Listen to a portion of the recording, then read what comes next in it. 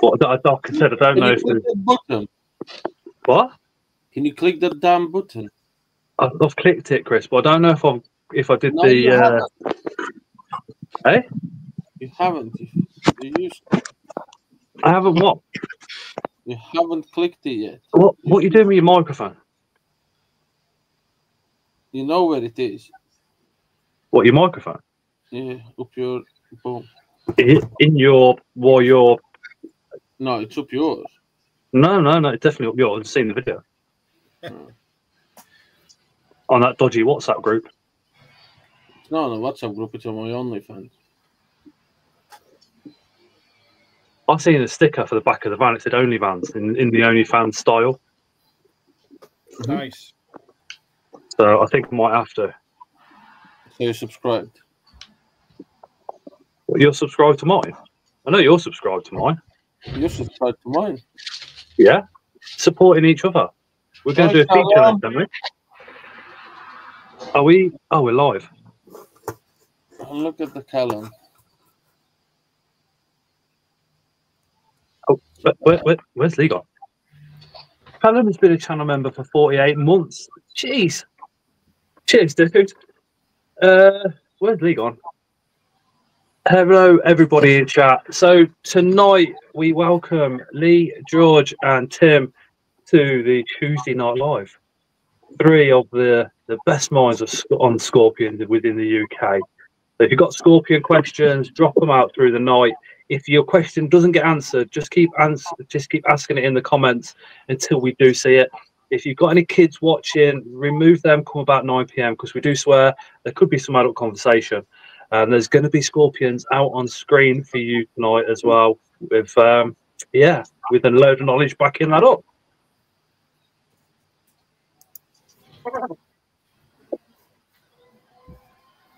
Where's Lee? We don't know. We're just trying to get Lee back on.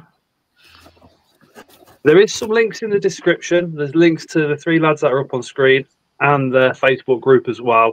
So just while we're trying to get Lee back up, if you want to click onto the Facebook group and go give that a follow or a join, that'd be absolutely awesome. Tim's Facebook page is down there as well. George's Geoscorps is also down in the description as well. And if you're after Scorpions in the UK, just click on those, message those, and all the rest of it. Chris, 38 months, dude. Jeez. Cheers, dude. Hey, Jade. She says, hey, Scott. Hey, Chris. Hey, George. Hey, Tim. Hi, Jade. Hi, Ray. Hey, Emma. Hey, my pet. Hey, it's Katin. Hey, Callum. Hey, Stephanie. Hey, Webs and Wings. Hey, Charlotte. Let's see if we've got all those. Hey, Spartan. Hey, Tom. Hey, Apex. Hey, Penny. Is that Nezariah? Hey, Chris. I think I'm awful at pronunciation. Under Tell Tim, I'm missing him at rugby. Sending him a lot. Much appreciated. Hey, the bug room. Hey, Ling. I am here, guys. My camera's doing all sorts of stuff. Bear with me. It's all right. It just makes a nice change. Somebody else having technical problems and not me. That's true.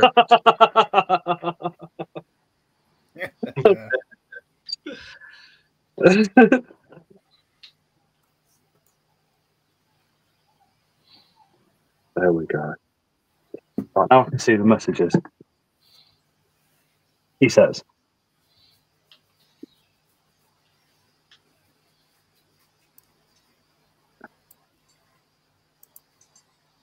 Anthony's off to the rescue.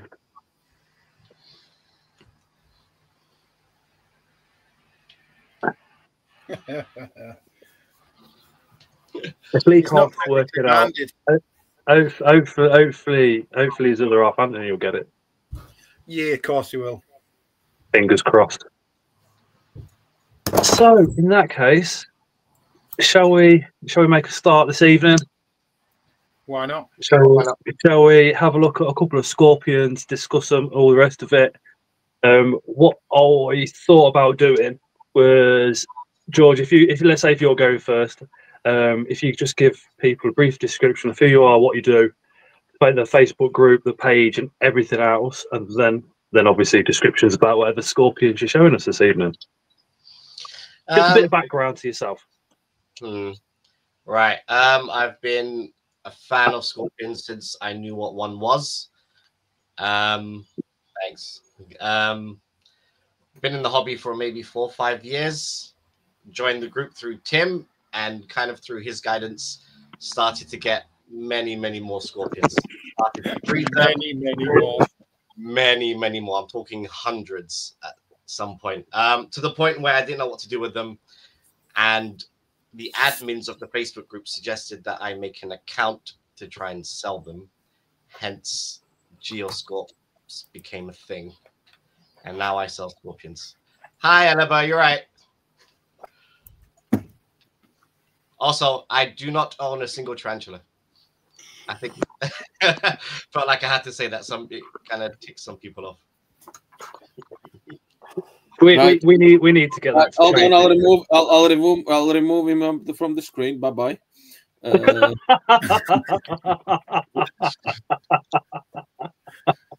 thought you have no idea how many hours I've lost tilting at that wheel to get him a tarantula. No. Bring him to me. Just get on. Hey, little legs. Hi, Charlotte.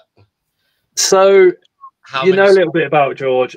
If you want any further information, or if you want to PM him about what scorpions he's got for sale, the links to these 3 legends and their Facebook group is down in the description. George, so what scorpions have you got for us this evening? I'm going to show a couple. I'm going to show a very famous scorpion, perhaps the most famous one, the Emperor Scorpion. It's a female, and hopefully she's with child. And the baby should be on the site sometime this year. And the other is probably one of my favorites. It's called an Opistophthalmus carinatus, which is a very pretty scorpion. It's got yellows, oranges, and reds. Very pretty. The Emperor. Did you get that ID'd at your local reptile shop?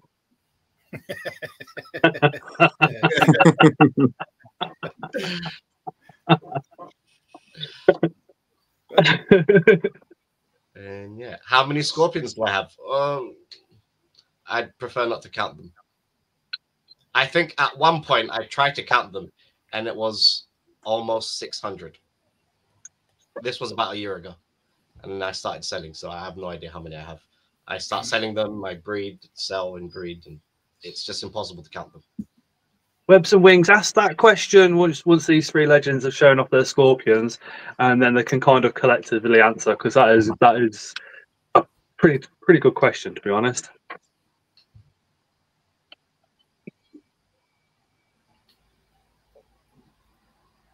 Come on then, go on.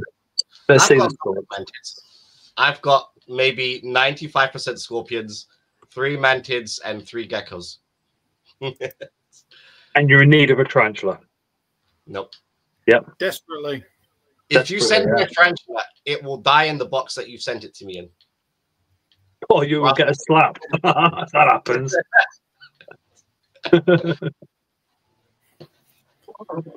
Yeah.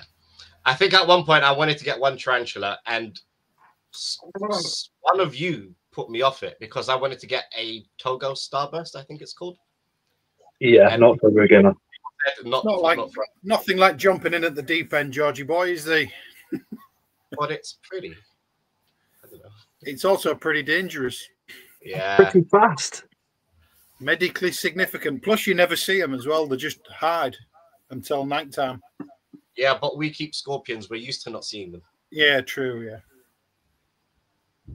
How about a centipede? That's a good idea. What other centipedes you have, Tim? The blue I can't even remember the name. Hang on.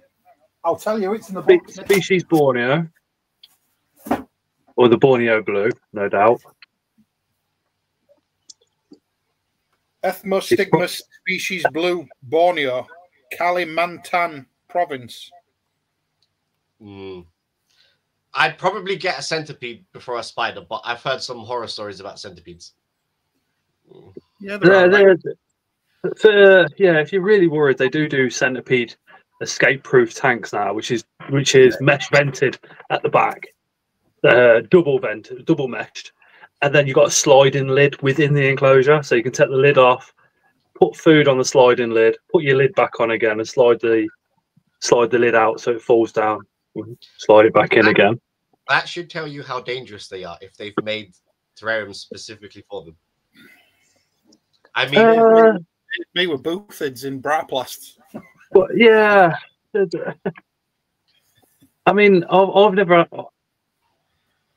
custom tanks from Venomous Visions. They're actually custom aquaria who actually make them. Tony does sell them at every single show he goes to, Venomous Visions, and so does Custom Aquaria. I've got a Custom Aquaria one there. I mean, yeah, I bought a specific centipede one, and it's got a large colony of Central American bark scorpions in it.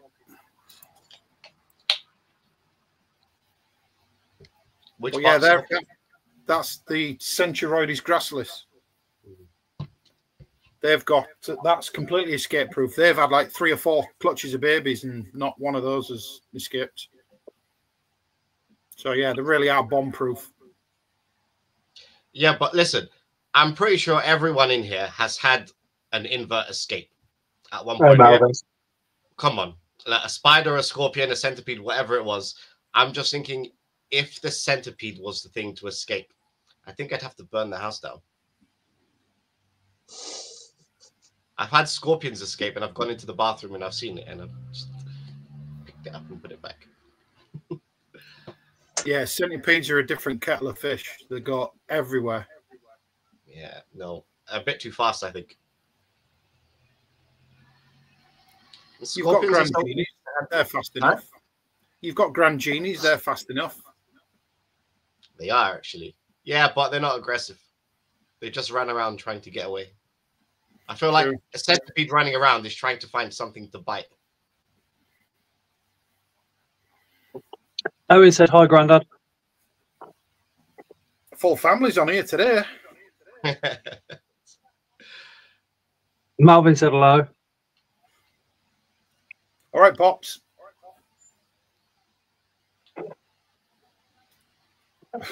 Fine, George. Show us some scopes, dude. Right, which one you guys want to see first? Up to you, brother. The black one. Do the black one. Right, Scott, I'm going to get off this one and I'm going to go on the phone to show you. It's a bit easier. Okay, no worries. Give me a minute. All right, see you in a second.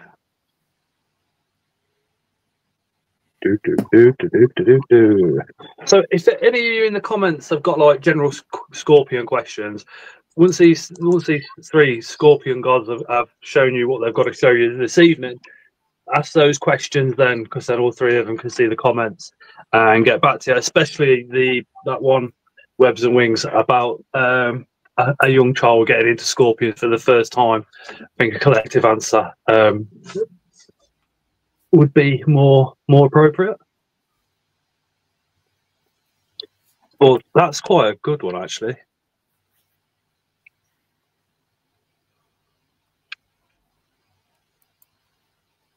Earth Tiger Adventures says, evening, Tim, and all.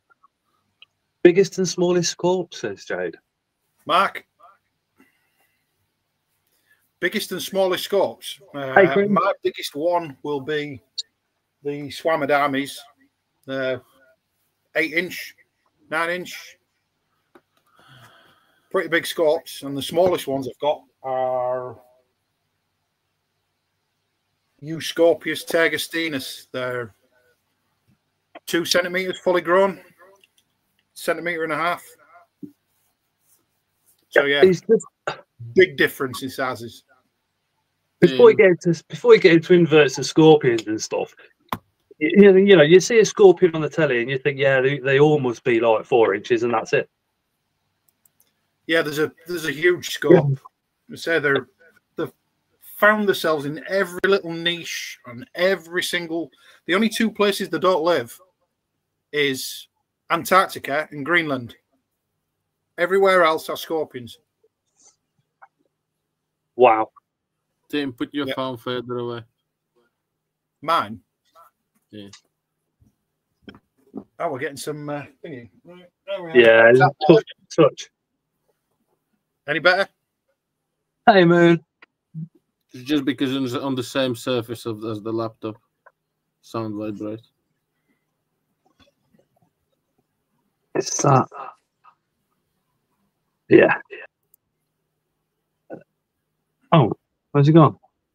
That's Tim's. Was it? Yeah. No, I could see George's head like this, and it said Scorp Cam, and I thought, oh, maybe he sorted it.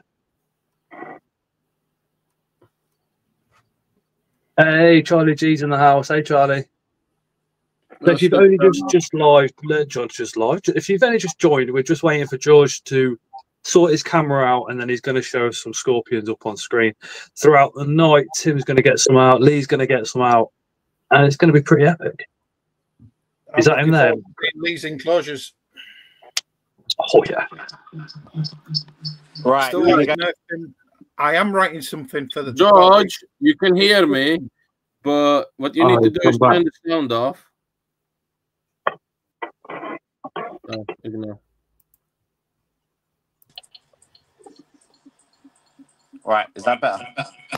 Nope. Turn the sound off on one of the devices. Yeah.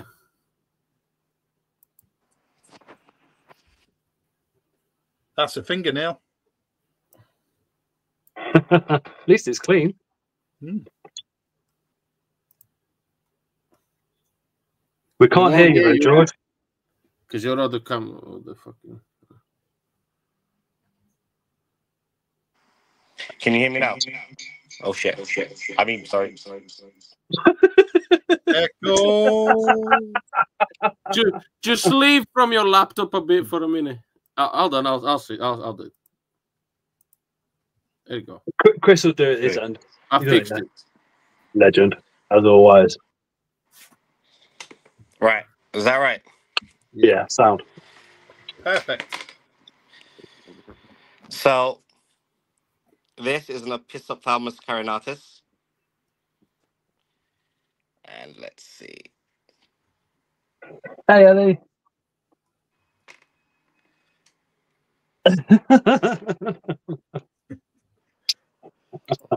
Happy birthday as well, or yesterday.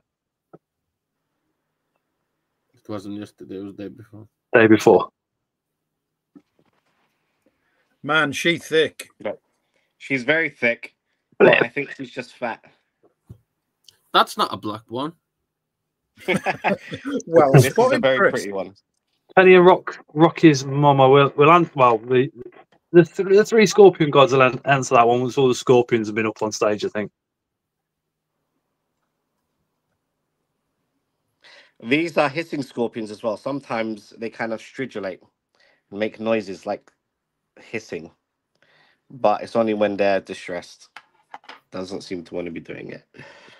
Is that a common thing for scorpions, or is it specific to a couple of species? Or No, a lot of scorpions can stridulate. Even the common spinifers and Selena, some of them can do it as well. It's more common with other species like Opistophthalmus. These burrowing scorpions, they all kind of share this color pattern, and all of them stridulate. But emperors can do it a little bit, and swamidamis can do it quite a bit as well. Yeah, my swammies do it every time I take the lid off. Yeah, mine is just always pissed off with me. so, just before that one goes away, George, where in the world does that one come from? This comes from South Africa. This one is near Cape Town in South Africa. And it has very mild venom, similar to your typical Asian forest scorpions. And what's the keeping requirements? So they live in arid conditions, but you do need to kind of have some kind of clay soil. They do like to dig underneath and find moisture. So I keep one part of it a bit moist and the other part dry. And she's a very good eater. As you can see, she's very fat. Right. So she's Alright, not let me bring up fat, the other she's one. literally just chunky from food. Yeah. Oh, George, I was hoping she was going to be gravid, mate. Yeah, me too. I'm gonna sort that out actually. Tim's gonna help me. Right, this is the Emperor Scorpion. Oh, Pretty sure most of you So are it's an familiar with this Emperor. one. There she is. A lot of Got people it. think that this species is quite docile. I assure you, she's not. She's very. She's okay. I'm sorry. Yeah, she's. Yeah, that surprised me. some people say that they're very docile and they can be handled. I wouldn't go near my emperors. They're very much all like this. Just put anything near Wow. them and they go a bit crazy. I've always found them to be really aggressive. Yeah, I think that these are more aggressive than Heterometris are. Definitely. Okay, I'm sorry. Just please don't. Lick it. Ow, okay, I'm sorry. All right. All right. And again, where in the world is that one from, George? And what's the care requirements? These are from West Africa. So their care requirements are quite similar to Heterometris, except these need a lot more heat. It's a lot hotter in Africa than it is in Asia. So I keep mine probably around 30 degrees. It's worth noting as well that these have wet seasons and dry seasons. If you're intending on breeding any Emperor Scorpions, you have to cycle them. I would never in a million years I even have thought of that, to be honest. I don't know why, because obviously you do with certain spiders. Wet season and the rest, it's baking hot. Granted, these do live on the around the outskirts of the jungles and stuff. You do get them living on the savannas as well, so where it becomes like bone dry for many months of the year. Right. I'm gonna go switch to the other camera.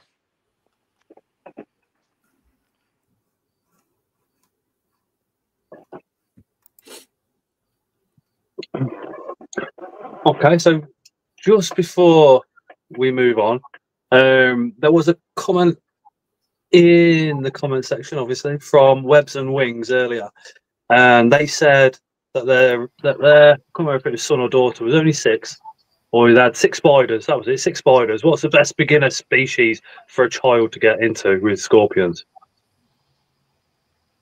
That, in my opinion, would be the Heterometris lauticus.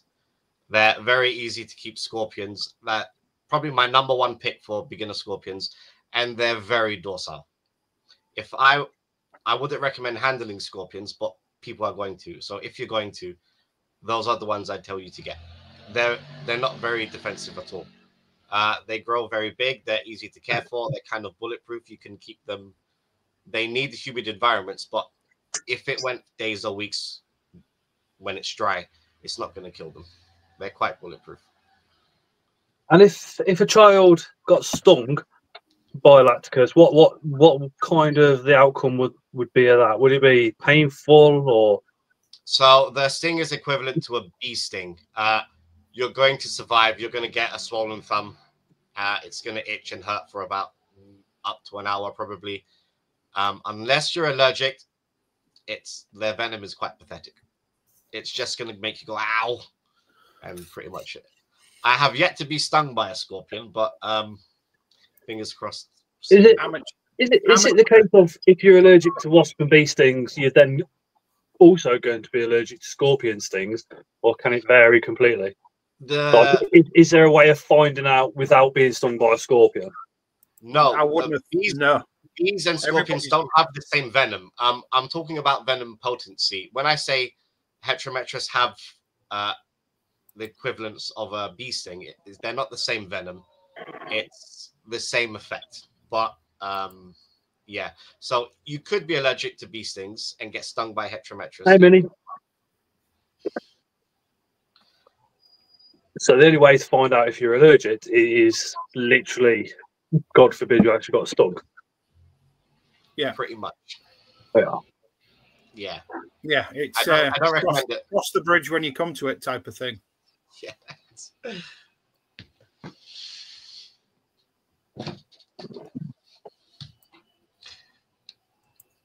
I've never been stung handling since 2012. Mark Hill says, do you think most people say that the emperors are docile because they generally keep them too cool? 100% yes. That is probably the reason. You're probably keeping them at maybe 22 degrees. If you don't have an external heat source and you're just keeping them at room temperature, they're going to be docile because they're freezing. They're going to be dead. Yeah. A lot of...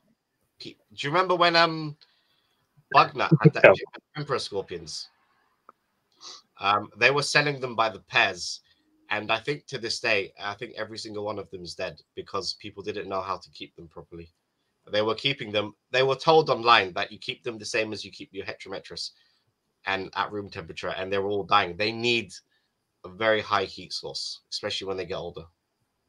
I mean, room temperature in itself, there's such a debate because my room temperature, my comfortable room temperature is going to be more like 16, 17 because I like it on the cool side. Whereas, you know, Chris's could be, he might have his heating set on 22. So I think to say keep them at room temperature is inadequate in itself. It's a bit ambiguous. Yeah, it is. Generally speaking, room temperature is something that you can sit comfortably at, but scorpions need a higher temperature than what you're comfortable with. When I'm feeding in this room, I can't stay in here for more than half an hour, I have to leave. And I've been in Tim's shed and I had to leave after half an hour. It's very warm. It's ramping down now and it's 31 degrees in here. And it's dropping down ready for night time. Yeah. It's a little bit higher than usual, but I'm sat in here talking and there's obviously laptop running and things like that, which is going to increase the temp. But this time of year is always a nightmare for heating things, especially like this outside shed. I mean, today it got up to, I think it was 33 degrees in here on my online temp checker thing. And this morning, when I first left the house, there was frost all over the car. So, well done to the British weather. Freezing on a night time and boiling out on a day. Yeah, yeah. Yeah. Anyone show up Pistocanthus asper? I think Lee has a surprise for you then. I think he's going to be throwing some aspers today. I will show you one of those guys. Well, a lot of questions about your shed and the temperatures, Tim. What temp do you keep the shed? I aim for 28 degrees, ambient temp. And then there's extra heating cables running right the way at the back of the shelves on everything. The DWA Viv there has its own thermostats and cables and everything. And yeah, 28 degrees is fine, ambient temp. The tarantulas are happy. Everything's really happy. But those that need additional heat do have access to it.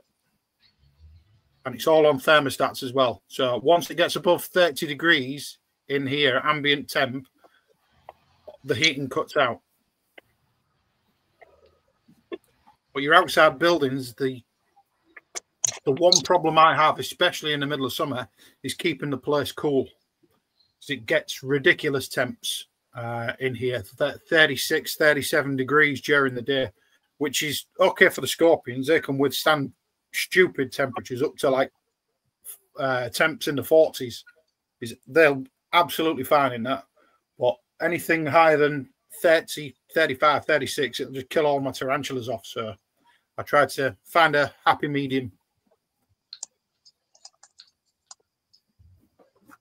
I've literally just put a fan in my shed, so the heat gets blown around a little bit better than what it was, because I was finding like 2-3 degrees difference from one end to the other. Yep.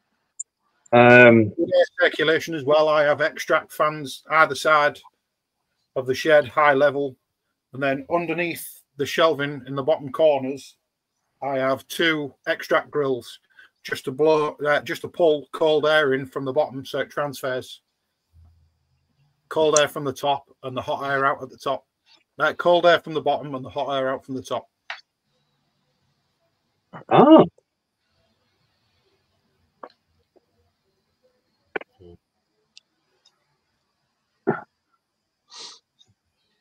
6 feet under. Tim's the only one on screen with a DWA license. Hey, Nikki. Geoscopes, you have a license? I don't have a license for DWAs. It would be extremely difficult for me to get one, and I'd probably get refused. I live right behind a school, and where I live in London, it's very compact. If something got loose, it would be quite bad. Quite likely, if someone came to inspect the room, it wouldn't get approved. So I'm not even going to try. I'm going to let Tim do the DWAs over his side. Maybe one day. Never say never, George. Never say never. Never say never. Some of the prettiest scorpions are DWAs, though. Some of, not all of. My favorites are. Yeah, mine are too. But I'm biased. Yeah, absolutely. Have any of you guys got any freshly hatched babies, Esther? Freshly hatched babies? Yeah, yeah, lots and lots. Yeah. I have a shelf of things that have babies on their backs. That is cool. That is so cool. I have a very small shelf, but then I'm not a breeder, so... Yeah. I've had to take Tim's advice, and now I keep a sheet of everything that I've bred, the date I've bred them, the date they've birthed, how many they've birthed, everything. It's the only way to do it. Detailed records. Yeah. Mod Arachnopod says, I was hoping to set up an animal shed. Can you let me know roughly what is the cost involved in such a project? Around 6,000 to 7,000 ? Oh, well, I was really lucky. This shed was already here. It's double bricked, and a lot of the insulation in here, and a lot of what I used. If you know somebody that works on a building site, then I don't need to explain the rest.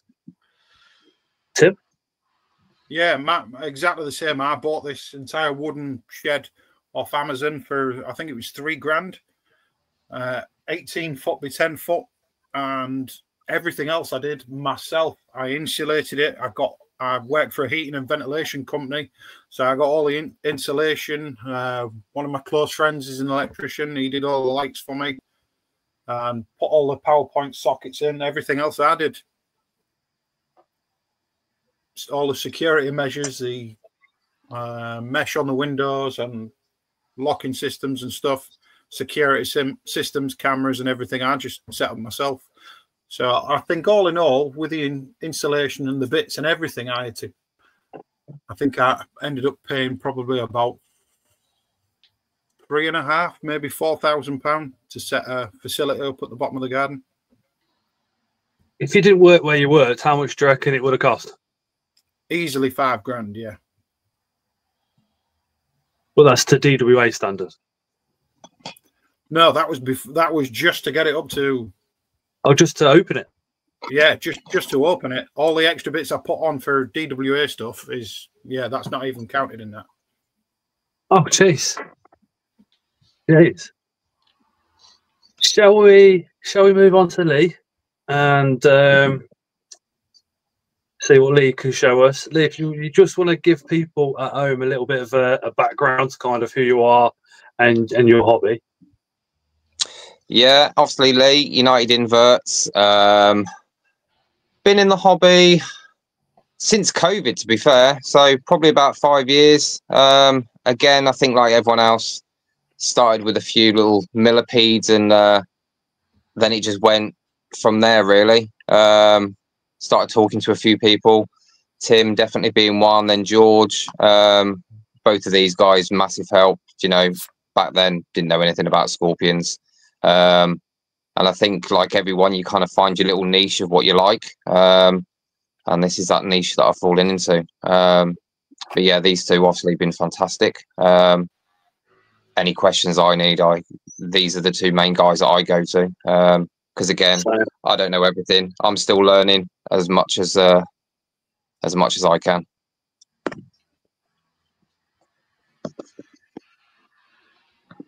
And then, what scorpions have you got for us this evening? Right, let me see if I can turn this camera around again without me just losing it completely. So bear with me. So, take your time, don't worry.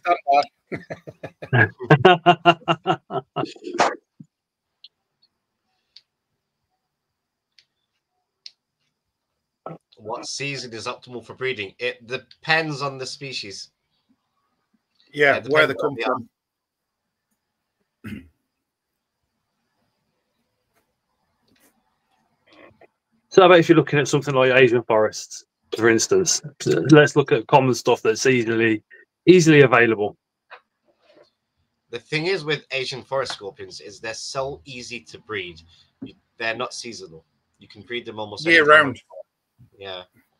If you keep them at optimal conditions, you can breed year round.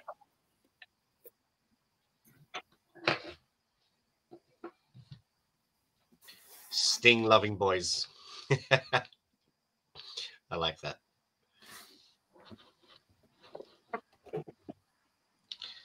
What's the prettiest non-DWA in your opinions? Ooh. I'm not quite sure how Carinatus. to help you with that. God. I don't know. Tim, what's the prettiest scorpion? Carinatus. Yeah? Carinatus is my favourite by a long shot. Yeah, it's very pretty. Do you want to tell them a fun fact about BTS and the Carinatus? No, I'm not bitter, and Daz Moss isn't watching, so no. To geoscopes. It's 28 degrees Celsius. It's enough for Heterometrus lauticus. Yep. Yep. That's absolutely perfect. I don't know what size your terrarium is. Make sure they have a cool end as well. The heating in the room kind of goes off at night, so they either need to have a gradient or they need to cool off during the evenings. Cool off to what type of temperatures? About 21, 22. Because when you look at warm and hot, you always relate it to the human body, don't you? So when you think cool off, you think, oh, it must be down to 10 degrees then. You know? Are they all scorpions behind George? Yeah. There's a gecko in there, but pretty much everything is scorpions. Yeah. Obscene amount. Yes. Filthy. I refuse to count them. Carinatus. Tim, What? someone wants you to show the Carinatus. Hey, Nick. He's just shown it, Charlie. I think maybe you came a bit late. Rewind the vid, Charlie. If you want to see the Carinatus, yeah, rewind it back to my part. You'll be able to see it. I gave some close-ups. How do you do with that? So many scorpions. It's a struggle. I'm going to be very real with you. Sometimes it's a struggle. You come back from work. Things need to be fed. It's impossible to feed everything in a day. So I took some advice from Tim, and I feed like one half 1 week and one half the other week. And some things don't even get fed. Some things get fed, not every. Some things get fed maybe once every 3 weeks. I've got 3 kids. Mine's all a 2-week rotation. Yeah, I've got 3 kids and a wife. The wife thinks my spiders get fed about 4 times a week. Yeah, well, we We'll feed hide down here for a bit. our pets more than we feed ourselves, don't we? Yeah. Yeah. Yeah, I mean, all 3 of us are full-time employed. This is not our job. This is just a passion that we do. Stephanie Finn says, where is it? How do you get the temperature gradients? Stephanie Rupp, sorry. How do you handle temperature gradients with all the animals? Who said that? Stephanie Rupp asked that. How do you handle the temperature gradient with all the animals? Well, I guess we all have our methods. All these shelves, they're not all the same temperature. Some have more heating than others. So things that need more heat, maybe those down there would need a bit more heat. So there's more heat mats down there and less heat mats up here. If you want to control a temperature gradient, you can invest in heat mats or heat cables. I have heat cables. It's a lot easier. So you'd press, let's say, the back of the you'd press the back of the terrarium against the heat cables so that the back of the terrarium is warm, but the front of it is cooler. So you get the scorpion gets the gradient and it can choose where to go.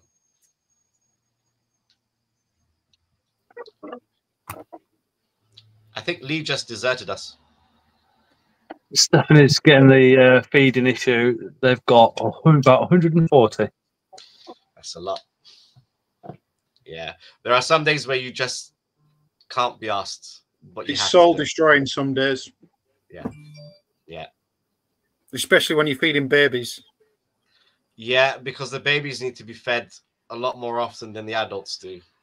So, yeah, feeding, and it's a lot smaller prey as well. Fruit flies and micro crickets and things like that. And it is a bit disheartening when you've got a tray of 200 paleo Cheloctonus paulianis in front of you, and you know that every single one of them has to have 3 or 4 fruit flies, and then you've got to do the same thing again a week later. It's just, and that's one species. You've got that entire top shelf there is just all babies along the top.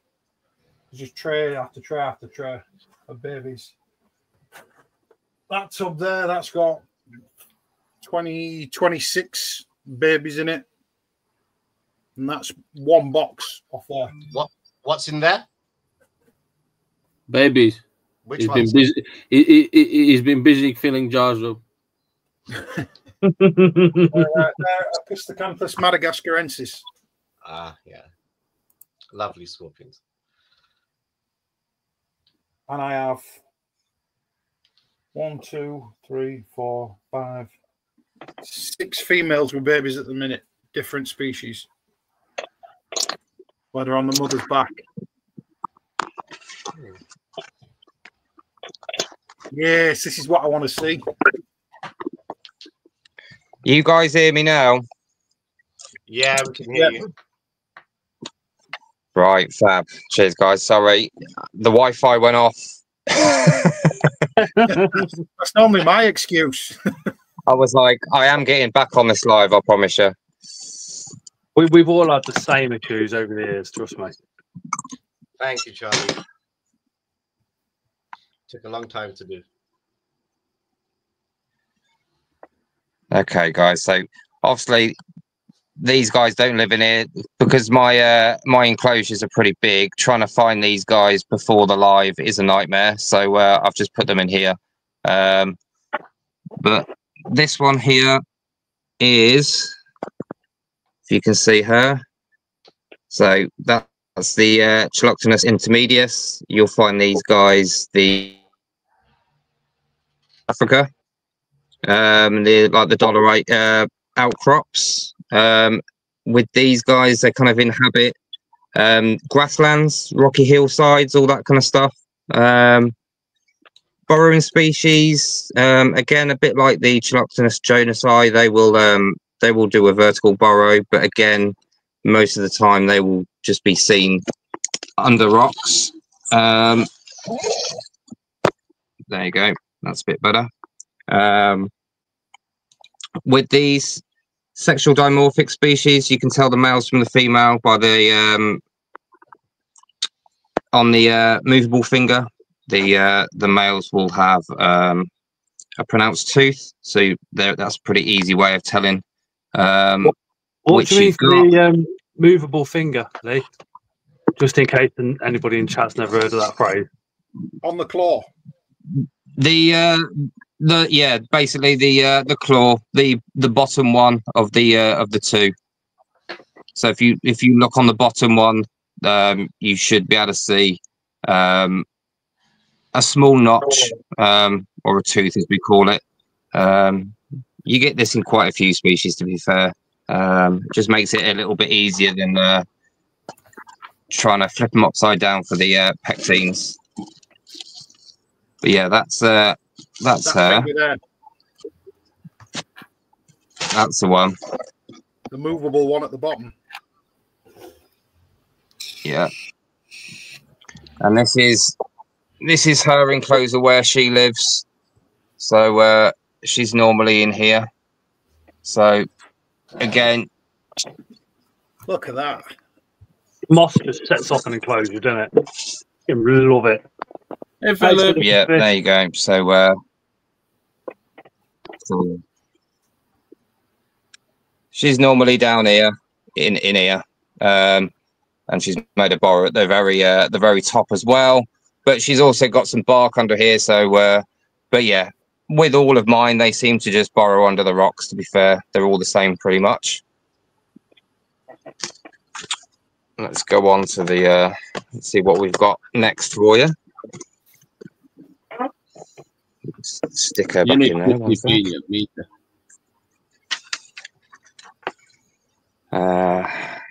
Penny asked that one just after Lee finishes his bit. Lee, can you flip your phone sideways? That's better. That a bit better? Much better. Yes, Dave. Perfect. There we go, guys.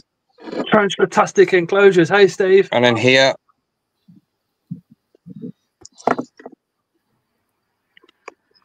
Mr. Thornton.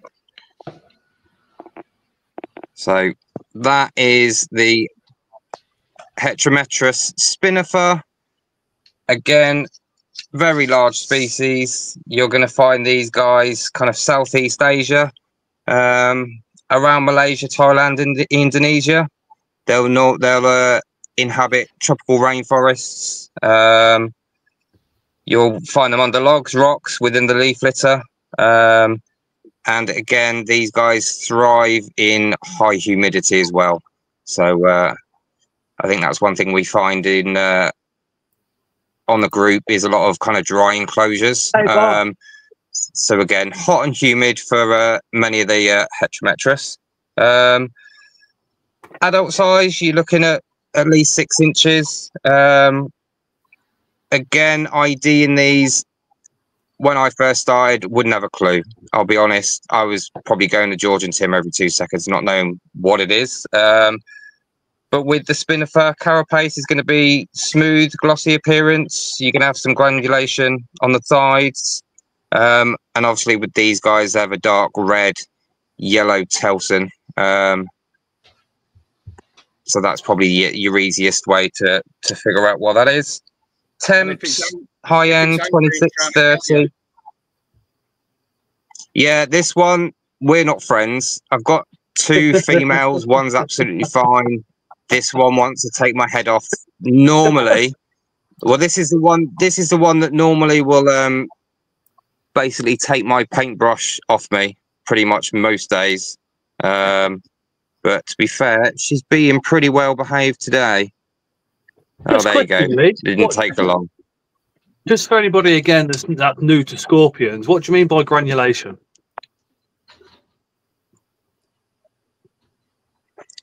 Granulation, it's kind of the it's like the rough looking marks on the top of the carapace. With a lot of Heterometrus species, you will looks like sandpaper. Yeah, thank you, Tim. Again, some are going to have none. Some are going to have some in certain areas, and that's probably your easiest way to kind of ID a lot of them. You know, some of them look pretty identical, unless you know what you're looking for. You know, George Geoscorps, he's done a good few identification sheets now on these. Again, if you go on that Scorpion Hobbyist UK, they're on there to look at. He's also got on his website. I know you can buy them. So that's a good one, especially if you've got a few Heterometrus within your collection and you're unsure of what you've got. Brilliant. Right, let me just stick that back in there for her. Hey, Donna.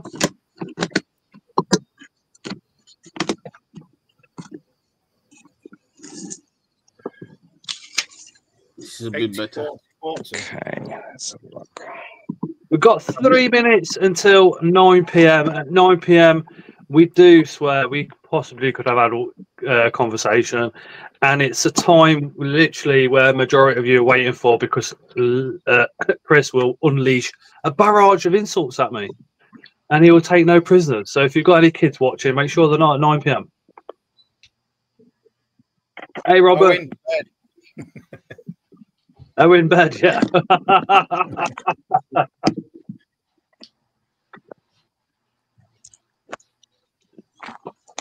Believe it or not, there's people that tune in on a Tuesday at 9 p.m. just to hear Chris insult me.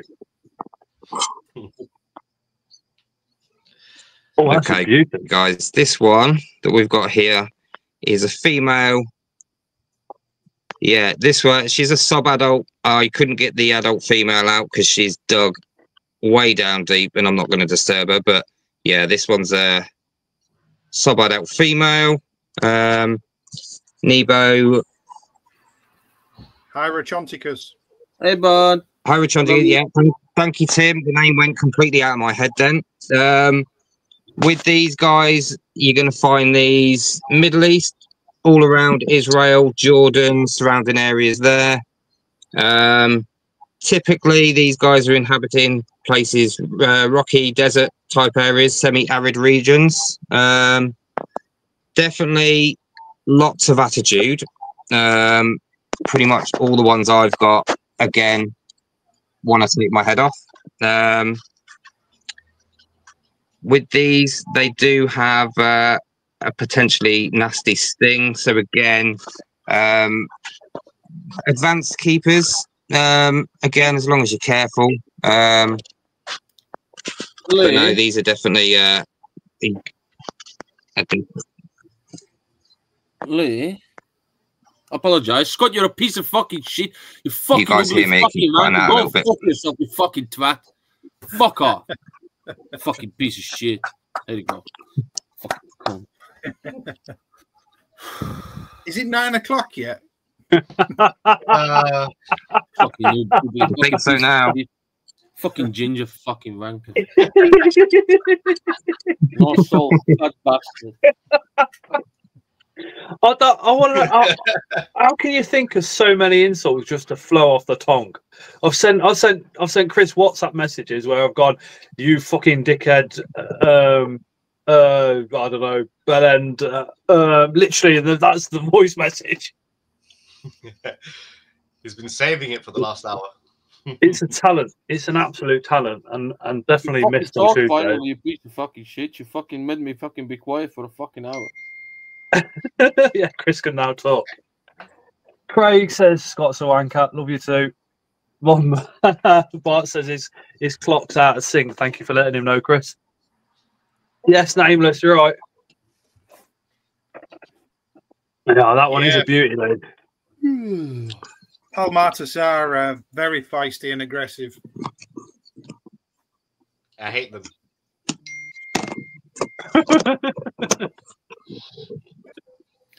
And then I've got one more here for you guys.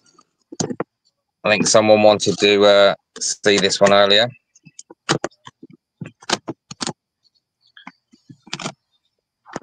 Oof.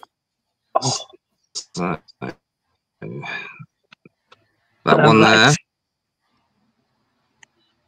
That is my male Asper. Definitely an active species. These guys, the female and the male, are normally out and about all the time. With these guys, found in sub-Saharan Africa, high abundance. Normally you'll find a lot of these around the Kruger National Park. Inhabit savannas, forests, woodlands. And then obviously with these being an arboreal species, they're normally found in the bark of trees. Bear with me while I try and sort my camera out.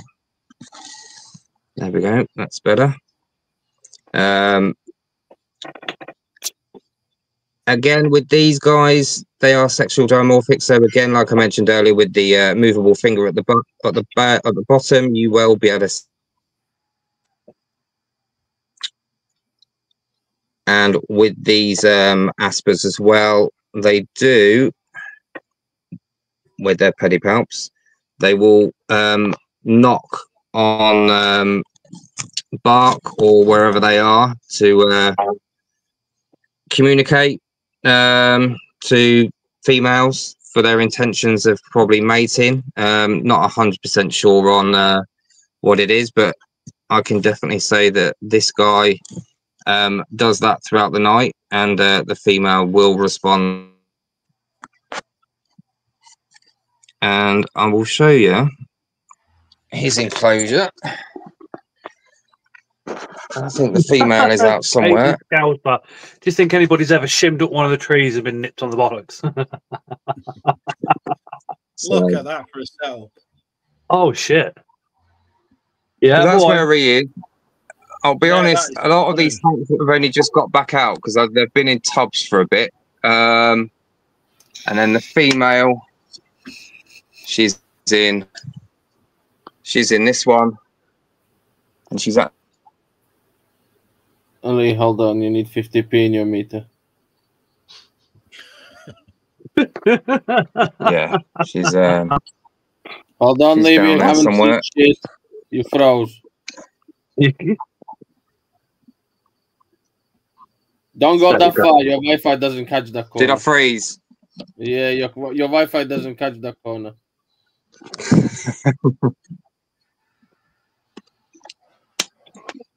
And then I do have some pound mystery box off Geoscorped. Fucking excellent, George. Thanks again, mate. You're welcome, Ray. There we go. And there's no scorps in that one. Just blue death feigning beetles in this one. That's just for death feigning beetles. Lee, this is amazing. I don't know how you come up with this. Definitely got a talent. Yeah, wow. Absolutely. Oh well, they are. Now I've got a few more tanks out. I'll be able to have a play around. Maybe natural tank building lecture at one of the shows.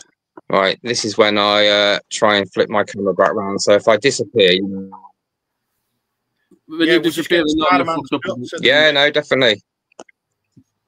Usually Tim with the Wi-Fi problems, says Cringe. Yeah, Tim bought the super duper fancy fucking cable.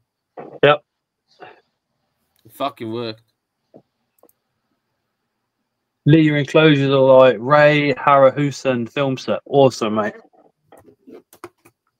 He has a gift. His enclosures are the best I've ever seen. Easily. Absolutely amazing. I've asked him to do a tutorial on YouTube on how he builds them, and I'm still waiting for the video. Don't just put that comment back into the comment section when Lee comes back. Put it in the fucking enclosure. Easy. Before we move on to Tim, a lot of you, obviously, majority of you are going to know. Oh, Lee's back. Lee. Dawn says, did anything inspire you to make those amazing enclosures? I'll be honest. At the time of COVID, when I was getting into inverts, I was actually watching a lot of aquascaping bits and pieces. So taking a few bits from them. I like to read a lot. I like to research a lot. So I will kind of figure out where a lot of the species are from and kind of just work out what that would kind of look like. I'm not going to be able to replicate it at all, but if I can roughly replicate a small portion of maybe where they would be, then I will try and do that as best I can as well. Have you got a YouTube link? People are asking in the comments as well. Me, no, just Instagram. I'm a busy boy working all the time, so in all fairness, I just don't get the time to do a lot. That may change. You never know. What's the Instagram? United Inverts. United.invert, yeah. Yeah, so if you want to follow Lee over on Facebook and on Instagram, United.inverts. Highly suggest you do, because all those enclosures are all over them. And they're absolutely awesome. Yeah. I don't know. George is catching me up on a good few of them now. I've been seeing yours, mate. When I used to have like 3 or 4 scorpions, I would have the glass enclosures, but as it grows, you convert to plastic. They're not so pretty anymore. That's Tim's fault, George. Yeah. No, it is. Yeah, it's the same in the spider world. Yeah. Yeah. You tend to do forever homes for your larger spiders, and the ones that you're growing up tend to go into the plastics. Yeah, but I will never use plastics like Tim does. I'm scared of What's them. wrong with Bryoplast, George? I've only used them twice, and both times the scorpion escaped the Bryoplast. I find they keep heat quite well. Yeah, but some Bryoplasts are made, I think, not as good as others. They don't click when you shut the lid. And the scorpion was just able to push open the lid and just roam free. So what you're saying is you didn't close the lid properly, and the scorpion escaped, George. The only time the scorpion didn't escape is when I put something on top of the Bryoplast. So what you're saying is you're too weak to close the lid properly. Yeah, maybe twice. Is there any questions from anybody watching for the panel before we move on to Tim? Yeah, why fucking Lee's internet works better when he's on fucking forward facing camera and not fucking backwards?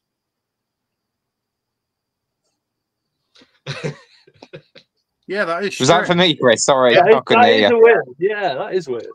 What he said was blah blah blah blah blah blah blah blah blah. Blah blah blah. Got you.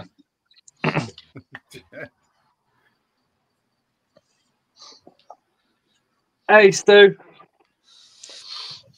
Stu says, I highly recommend Geoscorps. Had an issue with an order recently.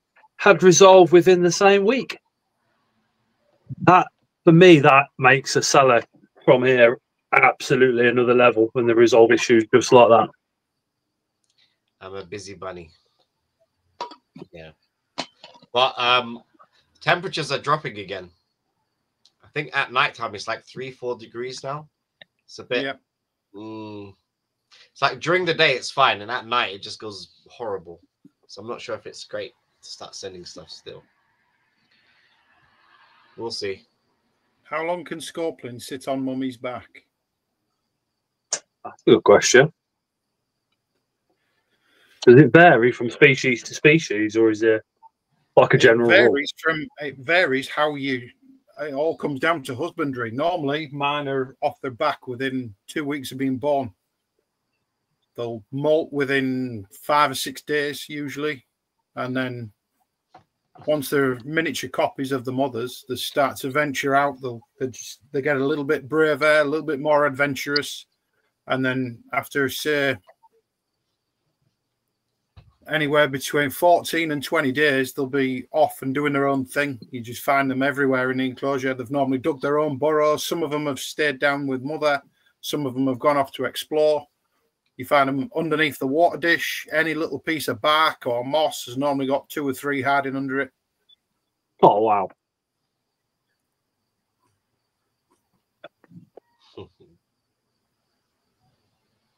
Ray says he put this in the chat earlier, so I think he said it's an emperor from the Bugnut import. It says, my friend has a scorpion with a hole in the claw.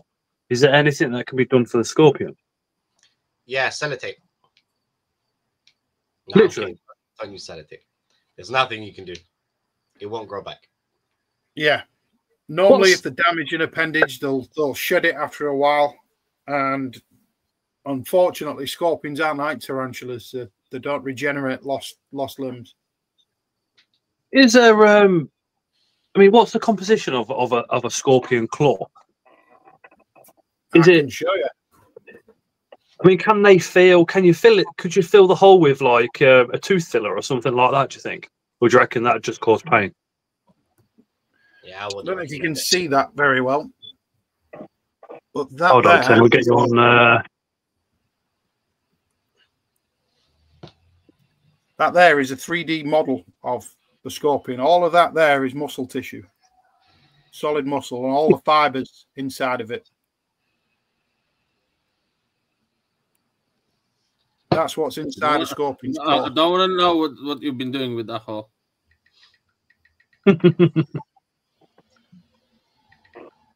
That's why they've got such power in the pincers. Because that bulbous area is just solid muscle. Solid muscle. Not Jeez. muscle as we think of it. It's more, it's the word I'm looking for. Yeah, it's not muscles like what we have, but it's very, very similar. Is it hydraulically charged, just like the majority of inverts? Yeah, a lot of it is. It's more like a fibrous tendon than muscle, I should say. Well, yeah, they have a lot of power in the claws. If it has damaged it severely, I should imagine it'll end up just dropping the claw. If it can't use it, or it becomes infected or anything, it'll drop the claw, stop using it, and it'll manage with one claw. I have several species, individuals in the shed with one claw, and they seem to get on absolutely fine. Can they regenerate the claw, or is it just lost forever? Nope, it's gone. Scorpions don't regenerate appendages, unfortunately. I have a scorpion with one arm. It's molted twice. The arm hasn't come back. They can't do it. They can live a happy life with one claw. It's not too bad.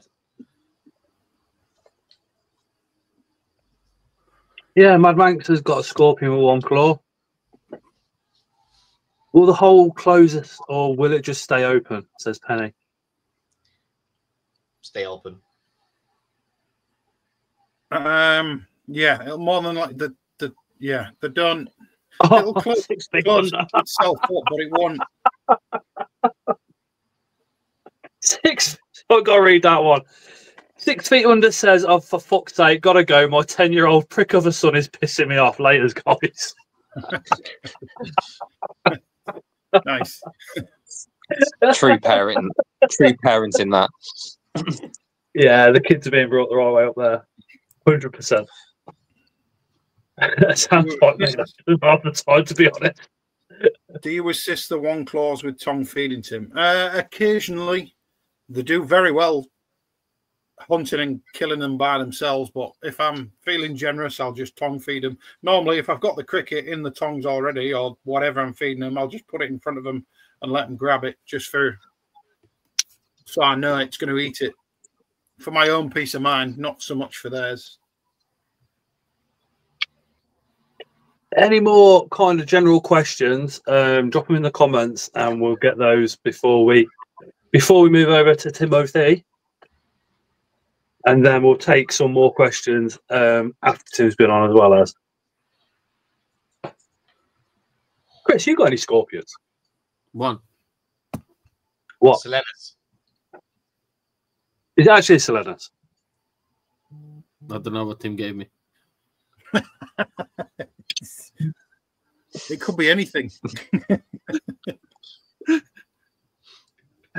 You missed Claire's question. What question was it? I don't know. It just says you missed Claire's question. What was it, Donna? Or Claire? Oh, do you have any that eat their own, like cannibalism? Pretty good question. Yes. Lots. Cheers, Donna. Is there any common species that we see all the time that will eat each other? Yeah, quite a lot.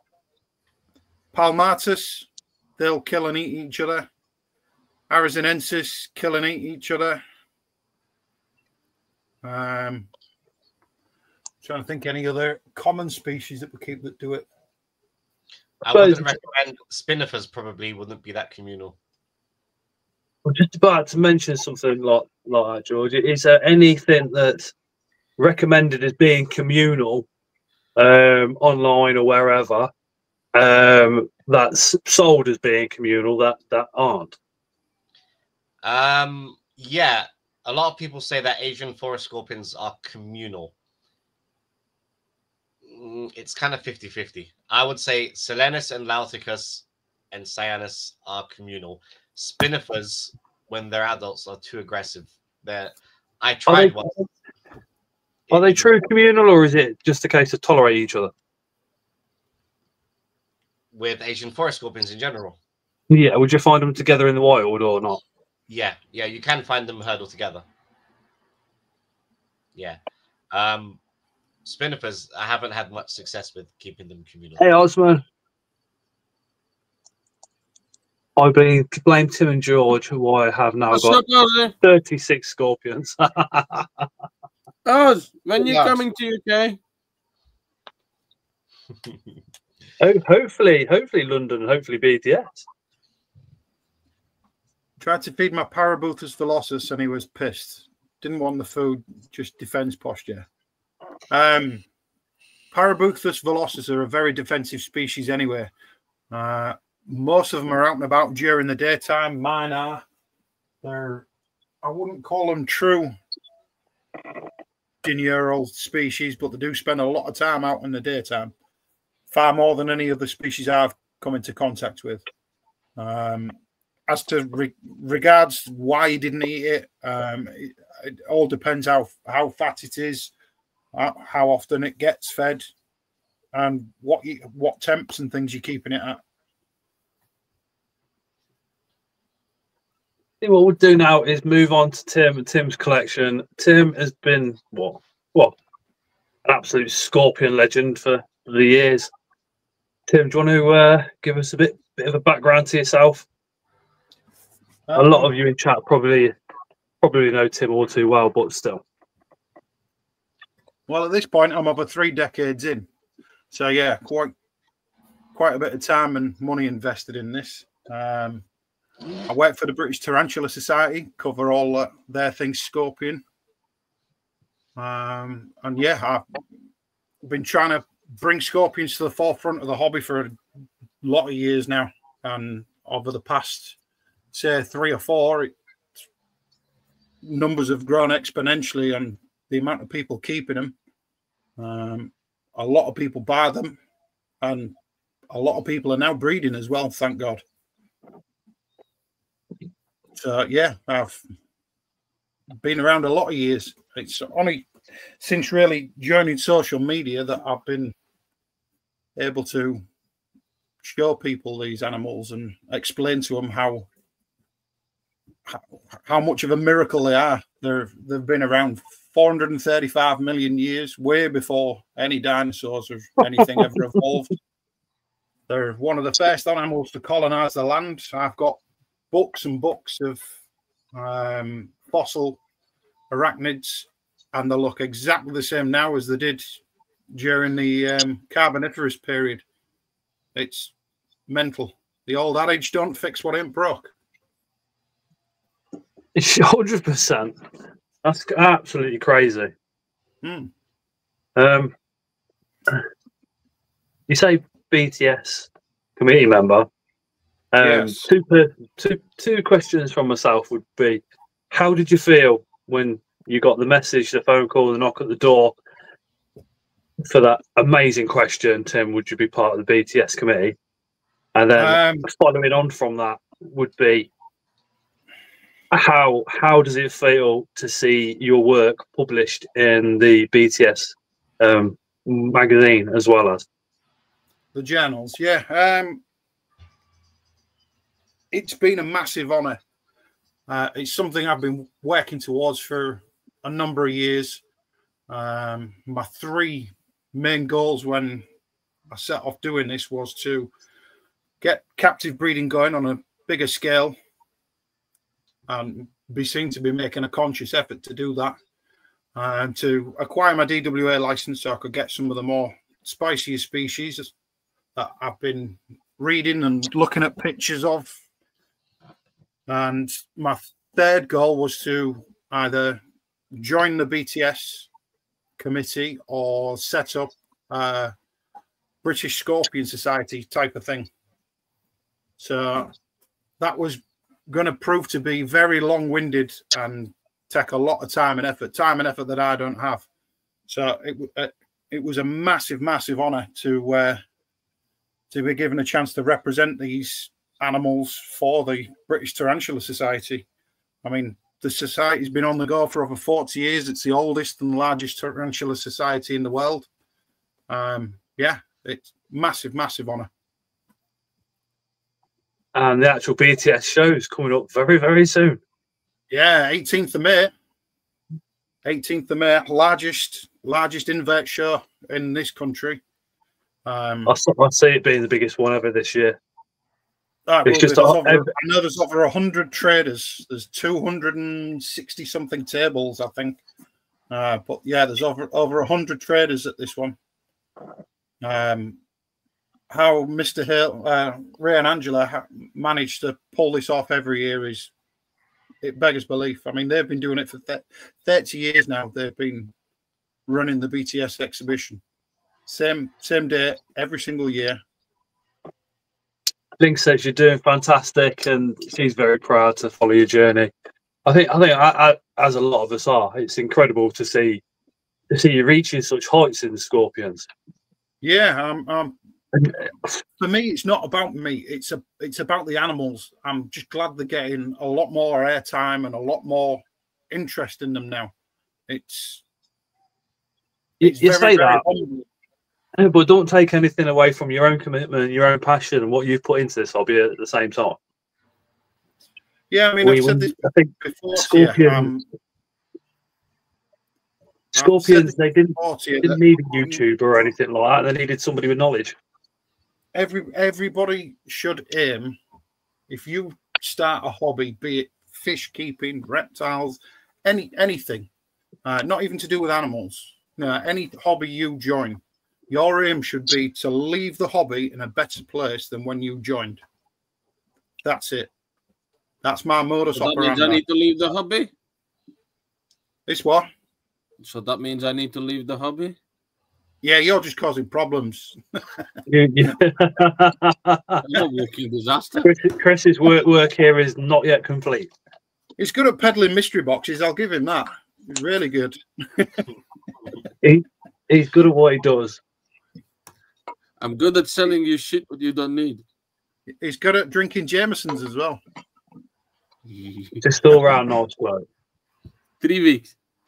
2 weeks. 2 weeks. A lot of time, a lot of effort and passion. Very proud of the hobby. Thank you, my darling. I mean, yeah, this whole thing wouldn't be. I wouldn't be doing this if I didn't have the support of my wife and family.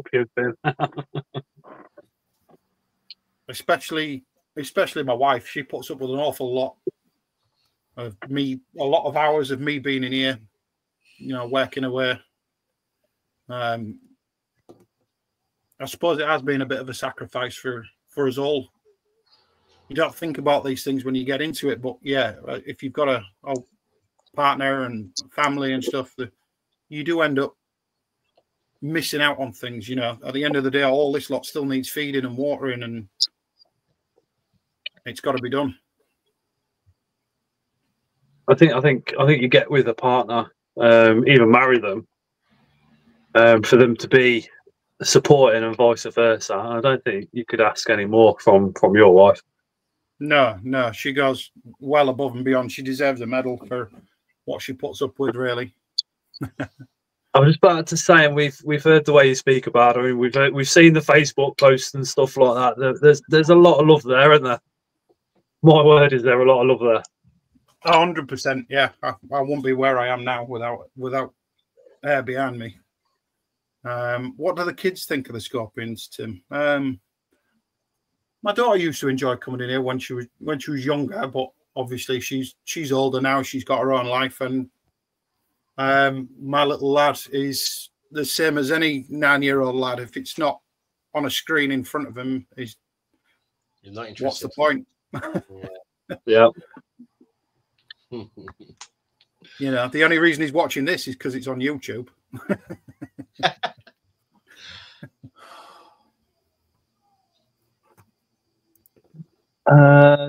Tarantula Donna says, Dawn was asking what your first Scorpion was.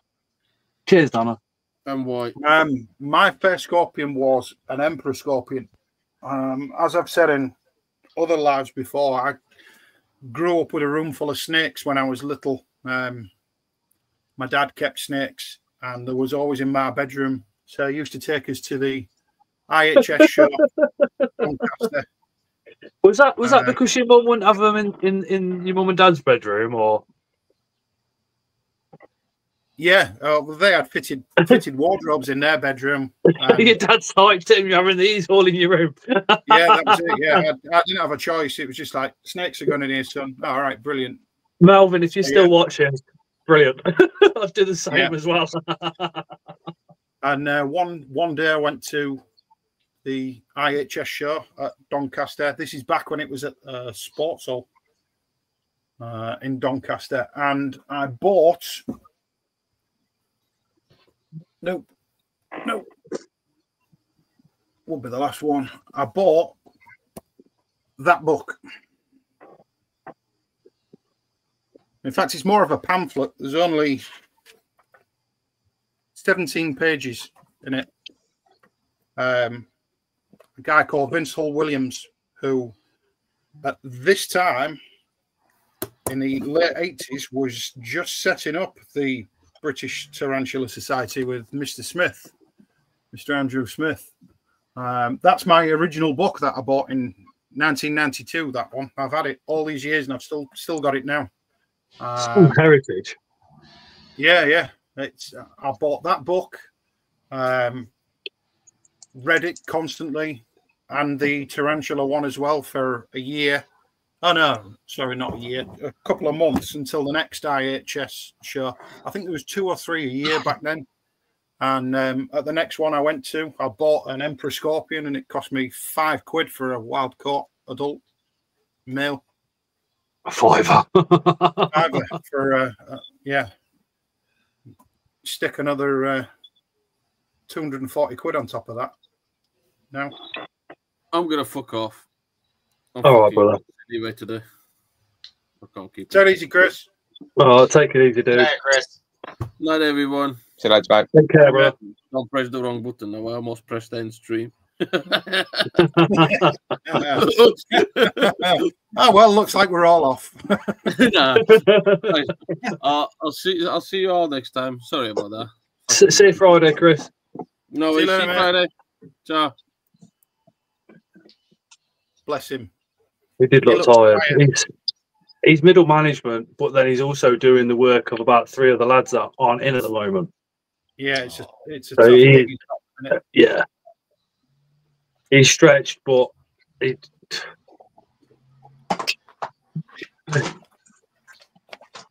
just does it, doesn't he? Yeah. And that's the physical labour of 3 blokes, as well as middle management. Crazy. Yeah, bless him. He does well. How is the Scorpion rescue? Oh, it's doing well. It's I got that out as one of the Scorpions to show everybody. The one I picked up this week, or beginning of this week. Hey, Danielle, Portsmouth Tarantulas. All right, Danny. Hi, Daniel. Go on then, Tim. Yeah, What are you showing? Yeah, do you want to see some of mine? All right. Yeah, we'll just see if there's any more questions. But yeah, if you've got any more generalised questions, come back into the comments with those once Tim's done his bit. Where on the Including that Scorpion one, Rob. do the babies pop out? Underneath, in between the pectines, the genital operculum is where the babies pop out. So effectively, what looks like to be the chest. Yeah, directly Hey, underneath the back. She'll cradle her 2 pairs of legs, and as the babies pop out, she sort of sticks them to her underside, and they'll crawl round and go on her back. Flipping amazing. Yeah, well, I was going to show you that because I while know I've been the sat here- I know the anatomy of a scorpion, but I never. I don't know. I suppose it's strange to hear. what, the genital operculum. comes literally out of the chest as opposed to near the rear end.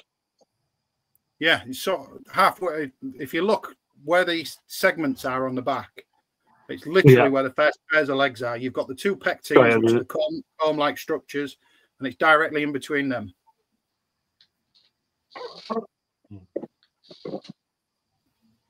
Oh, no, Craig, take care.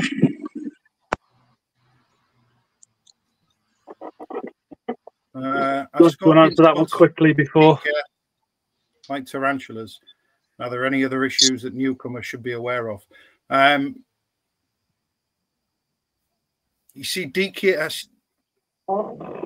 There's a really good section in this month's BTS journal that Ray and Angela Hale have written about dyskinetic syndrome, how it originates and what it's about. And it's a brilliant read. And if you read it, they're theorizing that it's a neurological problem as opposed to from outside factors like sprays and chemicals and things like that the tarantulas are picking up. They are theorizing that it's down to overbreeding in the British hobby, because you never see animals with DKS in the wild. Nobody has ever seen it in the wild. But would the spiders in the wild be exposed to Diesel Only the Brave or Asda's own bleach? Again, who knows? You would have thought that you'd have seen it something. I mean, tarantulas come into contact with humans all the time. We're not the cleanest of species. You've seen how we go about wrecking the planet, even in small villages and things. And nobody seems to have seen it. But overbreeding in the UK hobby, as far as scorpions go, yeah. It's like I've always said, underneath the sink in your kitchen where all the house spiders tend to live and all your household chemicals are, they seem to be fine.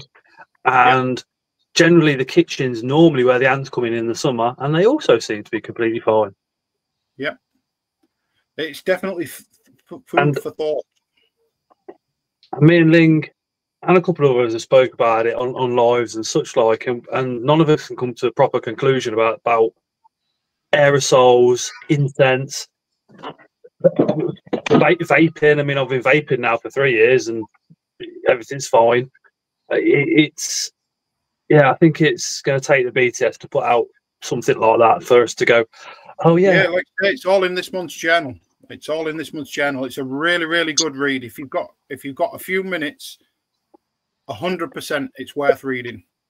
Do they sell back copies of the BTS at the BTS show? Do, yeah. Oh, fuck that. Because my last copy comes drenched because the postman was shit. Your last copy didn't arrive? No, it arrived. It was just wet because the postman was crap. Right, got you.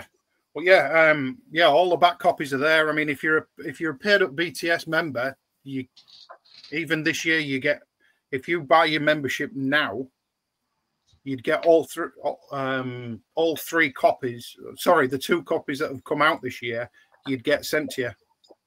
So that includes a copy with your journal entry. One of them will be, yes. The first one we did this year. I've got a new journal entry coming out in the new one. Oh, all about desert species. Oh. And how best to keep them. And if somebody wanted to become a BTS member, where would we go? To the British Tarantula Society website. There's all the joining forms, everything on there.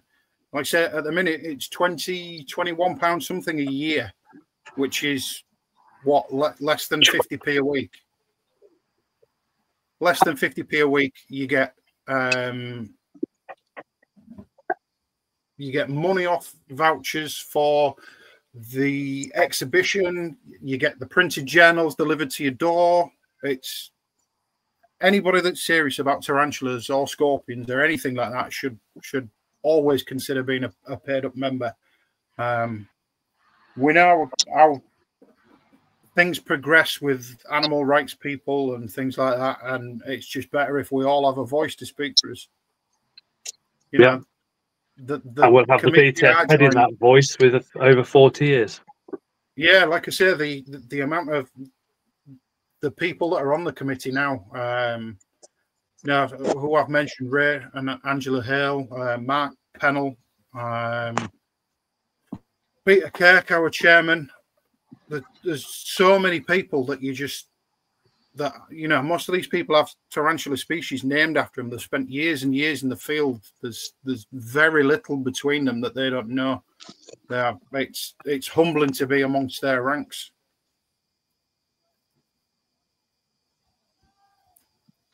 I did actually join the BTS last week, and I haven't read the section on DKS. It's on my to-do list. It's a really, really good journal entry. Really good journal entry. I think within 15 minutes of it arriving through my letterbox, I was sat reading the DKS one. Really good. So yeah, there's no more questions. I'll show you some of these. Do you want? We can. Cam? Yeah, you can switch to Scorp Cam if you want. We'll have a look. It's on. I think it just wants letting in. I'm on backstage.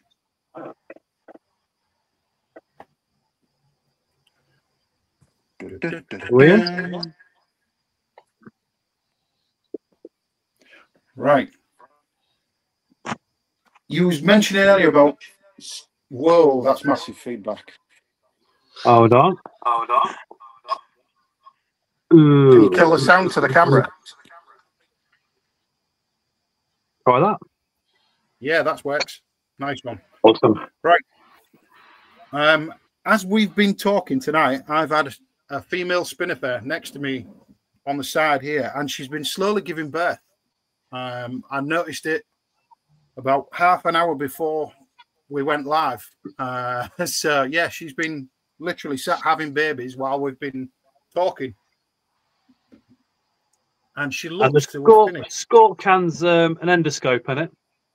No, Scorp Cam was an endoscope, but it's not. Let's see if I can. Bear with me. Yeah, no worries. No worries. Oh, all fresh within the last hour or so. Yep.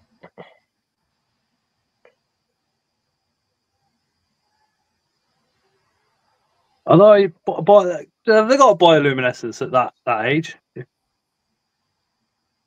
Say again, sorry. Well, will they do they react under the ultraviolet light at that age? No, not during the Instar 1. From Instar 2 onwards, they will do.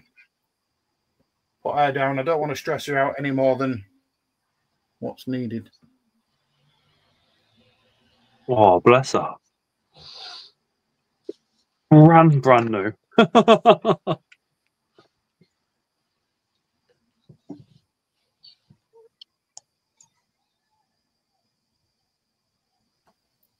What's happening there? I don't know. Did everything cut out? Yeah. Strange. Yeah, put her back and she can spend the night looking after her babies. All right, let's see if we can get this one out. I will have to tongue this one because it's a DWA. This is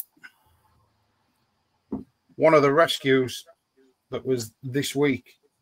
Tim, before you start, is there any chance you could turn that sideways so we can... Sorry, dude. Not bad. Yeah.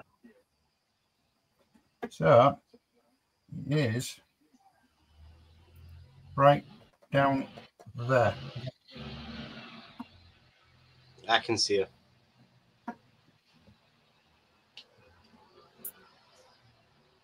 Right there.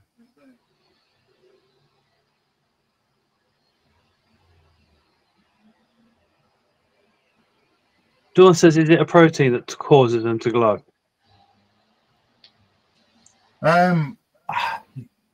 It is. It's I can't remember the name of it off the top of my head.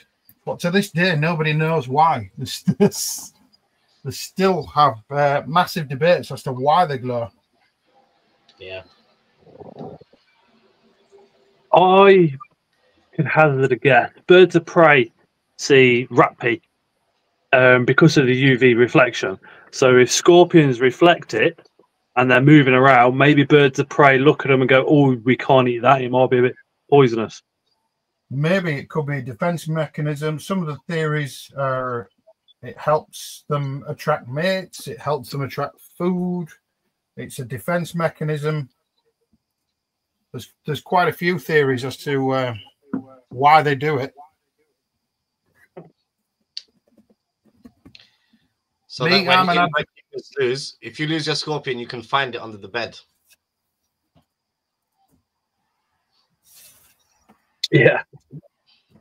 I'm an advocate for it could attract potential prey, moths, butterflies, flying insects, all seeing ultraviolet. Flowers glow like that under the right moonlight conditions. That's a good shout. So, but again, that's just my train of thought. It's going to take a lot better minds than me to work out that what it's actually doing.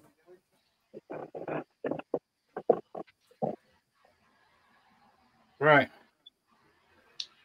Again, this one we'll have to be careful with. This is a very, very dangerous scorpion. Nothing on the nothing on Scorp Cam at the moment. Still black. Yeah, it's because I'm just taking the lid and everything off, getting things ready so it doesn't. So I'm nice and safe and calm. Right. Come on, 10. There we are.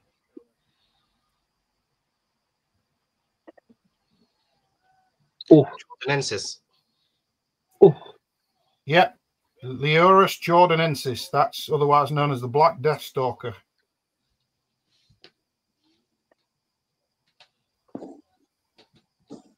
Israel, Egypt, all over the Middle East.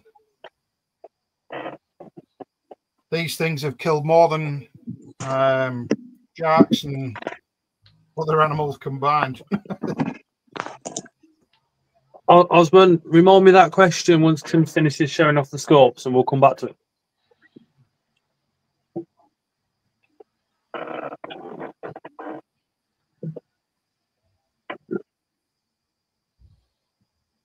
It's very pretty. Very, very calm. It's normally running hell for leather. How it's chilling is. Yeah, at first thoughts, I'm thinking it's dead, but I've been tricked by their false sense of security on more than one occasion. I know if I touch that with a pair of tweezers, it's going to dart and run like hell. So we'll just happily enjoy him as he's sitting.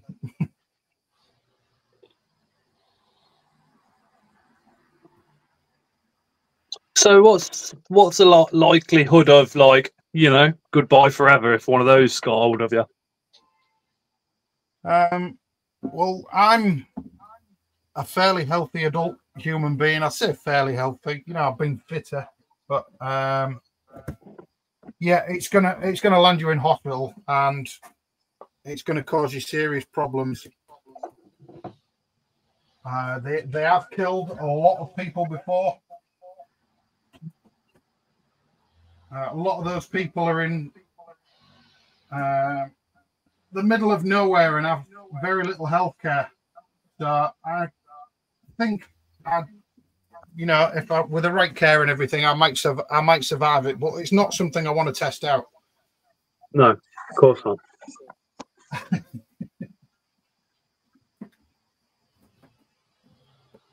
Right now, this. Yeah, you're gonna be an ass, aren't you? Yep.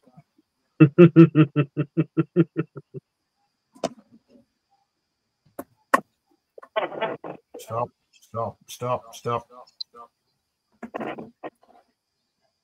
Right, this next scorpion, this is my all-time favorite species of scorpion on the planet. If I can get it to come out.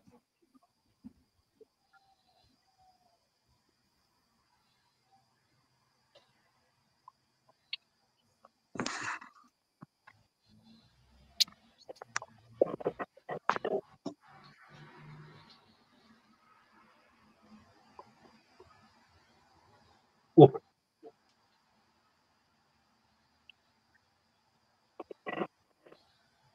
Is That's this the an one that Androctonus ganeti. That is the black thicktail. That is a very, very dangerous scorpion. That would more than likely kill me.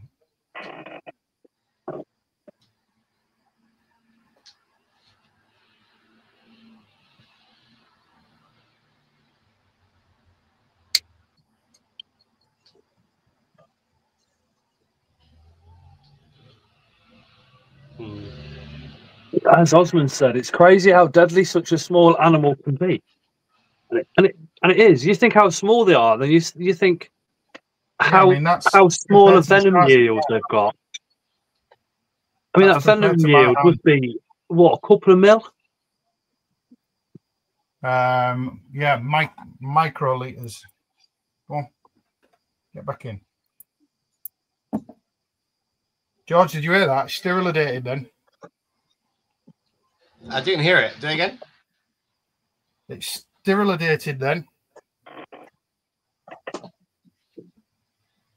I've never heard a Ganeti do it before, and it did it.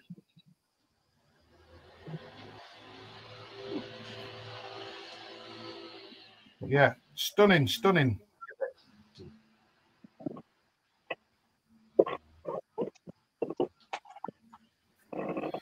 Let me put it away.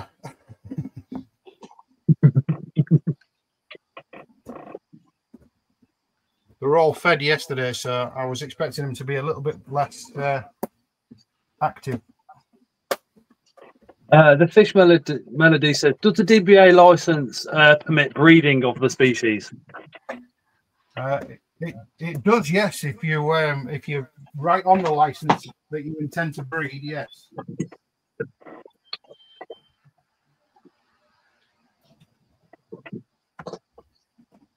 Have I got any more DWA scopes out? No. Right.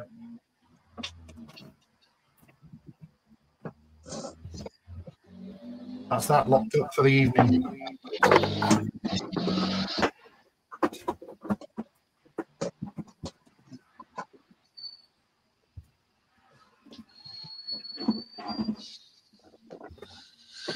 Well, yeah, scorpion venom is the most expensive liquid on the planet. Yep. 39 million quid a litre. Yeah. Well, it's because scorpions don't produce much of it. Not like snakes. No. 39 million? Yep. Is that why you've got so many scorpions, Tim? No, the actual ones that can be used, I only have 2 or 3 individuals, and it'd have to be collected in vast quantities and done under clinical conditions. And I mean, it's amazing that they use it to treat Alzheimer's. There's an enzyme in scorpion venom that they use to inject. They mix it with a dye and inject it to people with brain tumors, and it attaches itself to every single cancerous cell in the brain, so that if you're having a brain tumor removed, they can literally remove every single cancerous cell that's there. It's dyed blue. Yeah, because it's dyed, and the scorpion venom has attached itself to it.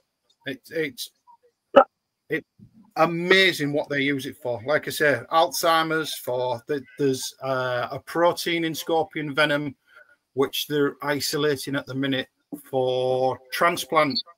It reduces the risk of transplant rejections by something like 75%. First says, do you need to stock anti-venom with DWA? I don't stock it here, no. I have all the first aid kits, and I have snake bite kits and things like that for extracting venom. I've got basic first aid skills here, but the nearest place to me, I think, in the north of England will either be Leeds or the Liverpool School of Tropical Medicine.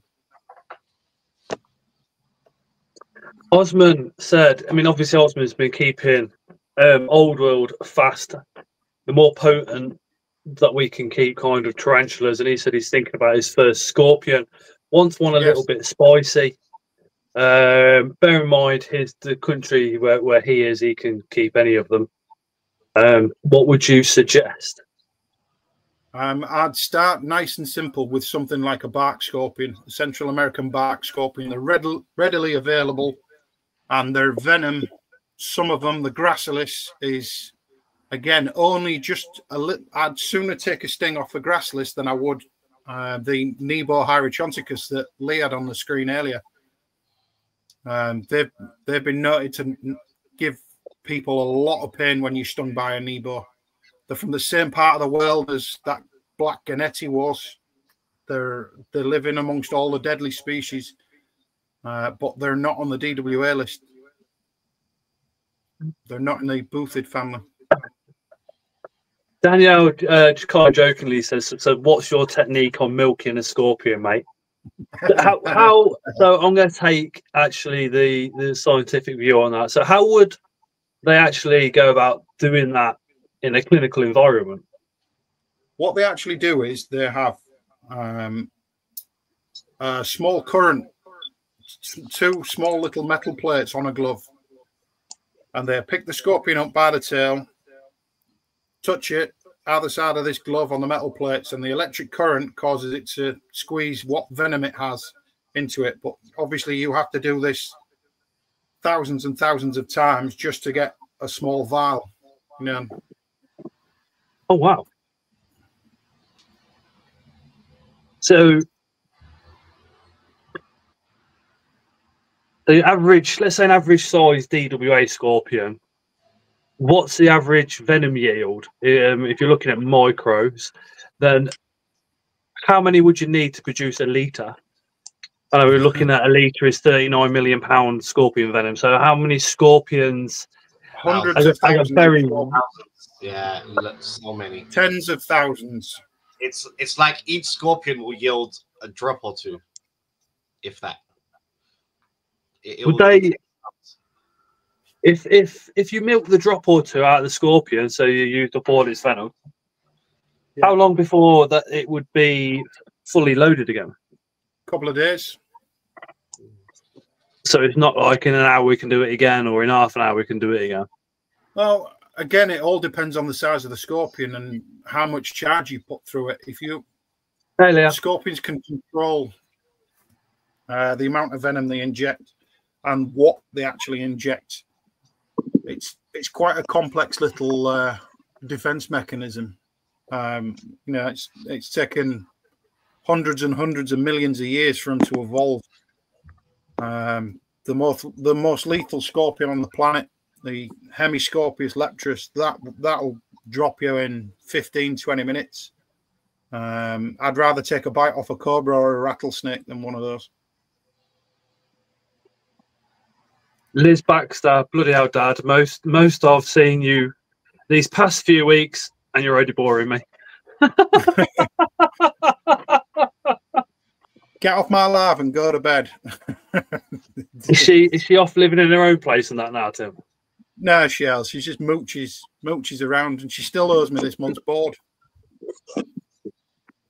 Are you tight on stuff like that, or do you just? No, she only pays 20 quid a week. Is that it? Yeah, that's it. Oh, I'm fucking going to live with you. 20 quid a week. 20 quid a week. That's all we ask. Liv, you've got a wake-up call coming when you move out, I tell you. Yeah. She just got back from Turkey 2 days ago, she's just booking another holiday. Sorry, not a week, a month. 20 quid a month. A month? A month. I'm 46, right? When I was 19, I was paying £50 a month, and my mates were taking the piss out of me because I was paying literally nothing. I think a month's wage was just shy of 700 quid back then, to give you kind of an idea.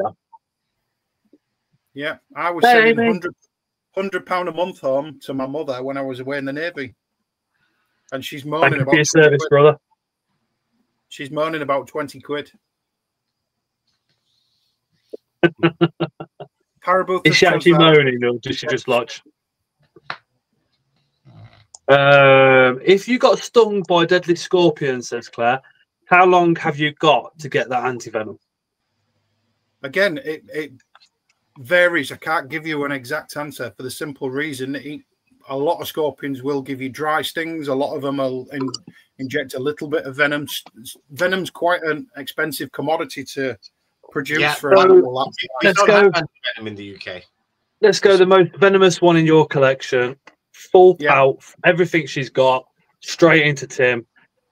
Tim shits himself. How long have you got to get to that antivenom before it's pointless? It's definitely an airlift to hospital, either Liverpool or Leeds, depending on where it's been stocked. That's the whole point in getting a dangerous wild animals license. If you inform the authorities, they can make allowances for things like this. The scorpion antivenom in this country will be non-existent, but at least they're informed of what can be done. What the scorpion is, who to phone to get advice from, everything else.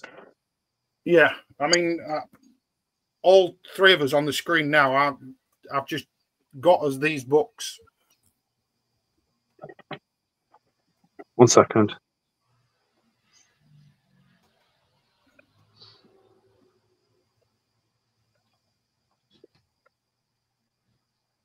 Essential Scorpion Sting, First Response. By Jonathan Lehman. He's an English guy that lives out in South Africa. Salesman says, so basically you're fucked. yeah. It's not advisable. You see, the trick is to not put yourself in a situation where you're going to be stung. Prevention is definitely easier than the cure. 100%. I wouldn't want to get stung by anything in that cabinet, to be honest with you. But it's like anything. If you've got a healthy respect for the animals and you know whether they're skittish or what their usual demeanour is. I mean, I have some that I know are going to be arseholes from the word go, from me literally moving their pots, to some that I know are not going to give a damn that I'm even in there. They're very, very food and movement orientated. So it's just like any animal, it's knowing their signs. But the same with your tarantula, Scott. You'll know if you can open a tank whether one's going to be a complete wanker towards you, or whether it's you know what, it's going to be fine. I'll take the lid off and feed it. And it could also be the same spider. I might have a double up, and the two spiders exactly the same species, yet characteristics are completely different. I've seen a lot of people kind of group characteristics, to a certain species. And I'm thinking, well, yeah, I had one spider that acted as you're describing, but the other one from the same species, same setup. No, completely chilled. Yeah. Even looking at like OBTs, I had one which I bought from a pet shop, and it was described to me from the pet shop owner as being like an absolute mad bastard. And it was only about this big, but I bought 6 at the same time, and the other 5, nothing like it. Nothing like it. The other 5, I mean, I didn't, but I know on hand on heart that I could take the top off those and literally wander around the house with them, and they wouldn't come out. But the other one, not a chance. You couldn't even lift the lid slightly without it being right there, going, hey, fingers, hands up, what are you doing? Bangs out. It's some of my porkies. I mean, just the difference between species of porkies. I have some that I don't even like lifting the lid off a second, because I know it's going to be throwing threat poses and literal venom dripping out of its fangs, and I'm like, I'm not going to press you any more than what I need to, than literally just dropping some food in and making sure your water's all right. And then there's others which, if I was so inclined to, I would have no qualms about handling. But I don't handle any of my tarantulas. Very, very rarely do I handle any of the scorps. Only when I know that everything's okay and I'm not going to get stung. I never handle emperor scorpions. No. They're Oh, hell no. arseholes. I don't handle scorpions. I don't handle the tarantulas or anything. No, because I always think, yeah, I could. I've got spiders that I could, but if I filmed it and put it out there, and somebody's kid or somebody's 6-year-old went into their dad's collection or their mum's collection and saw a big blue one, I went, oh, hello, I can pick that one up because I've seen it on TikTok or I've seen it on YouTube or Instagram or Facebook, and then they get twanged. And it's not even about the impact on the hobby; it's about the impact on that little kid going off to hospital. No, I mean, I sent some links, some screenshots tonight of some absolute fucking dickhead on TikTok. Literally, you got the Lazadora parabama in a cork bark tube, and he's got a stick, and he's literally plying it out like this, gets it out onto his hand, and then he tells his audience, this is how you handle a tarantula, and this is how you pick it up to see its fangs. Pinch gripped it completely incorrectly and had it like this at the camera, and I'm thinking, you've not even explained that's an old world, that's a new world spider that you're doing it to. You've not explained the severity of trying to do that with certain species of spider. I couldn't even comment. I was that angry. I went to comment, and all I could think of was just time to fuck up. Do you know what I mean? That's I couldn't think of anything constructive to say apart from you should not be on any platform. No. And I'll quite happily name and shame him. That was a jungle kid. In absolute bellend. But yeah, anyway, back to scorpions. Run over. Mark Hill. Tim, did you manage to confirm the P? Mature male I gave you at Taunton? No, not yet. I have sent pictures off. I'm waiting on replies. Well, I know people are extremely busy this year. To one of the people that discovered it, that literally found it. No, it wasn't. No, it's to a breeder. Wasn't that one the one where it literally on the last day it fell down out of a tree in front of them? Yeah, Andrew Smith. There's only one small population of them, and it's in a garden of a temple, I believe it is, in somewhere in India. The last day of the expedition, it literally fell out of a tree in front of them. Yeah. That. And I've got three adult females and one adult male. Oh. So yeah, hopefully we can get some captives. Yeah, man. Yeah, get those up and breeding. Yeah, because we do need them in the British hobby. I know Luke at Spa's got some as well. So I'll hopefully I'll be able to do a bit of swapping and note taking with him. Leah said she got banned from his channel after telling him he doesn't look after his tarantulas correctly. Lynn got blocked by him because he said the tarantula climbs the glass. I don't know how. And Ling told him how and why, and he blocked her. Then messaged her on Instagram, Tim, and had a right go at her. Yeah, exactly. I don't think Chris knows yet. I've got 5 sculpts now. One is definitely gravid. Are there any signs to look out for when they are close to birthing? Yeah, the membrane, the part between the plates, will start to expand, and eventually you'll be able to see the scorpions themselves. You can grab a light and shine it through. I was just about to say, do you still candle? Sorry? Do you still do candling? Candling. You get the light through the membrane. Yeah, but if it's close to birthing, you should be able to see it even without one. Yeah, you can see. You can see through the membranes at the side. You can see the embryos inside. They look like little Rice Krispies. As they progress to literally a couple of days before being birthed, can you actually see them move, or do they just remain motionless until they are actually birthed? I've never seen them. I've never seen them move. I've seen a lot of pregnant scorpions, and I've never seen the babies sort of squirming around. Normally, they're that well packed in. There's not enough room to move around. Could you imagine them all in there? So I think you're my brother. I think I am too. You sat on my arm, dickhead. Move. Stephanie says, when do you stop feeding a scorpion that is heavily gravid? Or do you just keep continually offering the food? I have heavily gravid female Swamadamis over there, and they've got food in with them. They could drop any day, but there's still a couple of crickets in there. I was talking to George about this earlier on today. I will remove them after a few days, but I generally find that they'll go maybe 5 or 6 days, not eat anything, and then all 3 crickets will be gone. So I normally give them at least a week with the food running around, and then I'll take it out and try them again maybe the week after.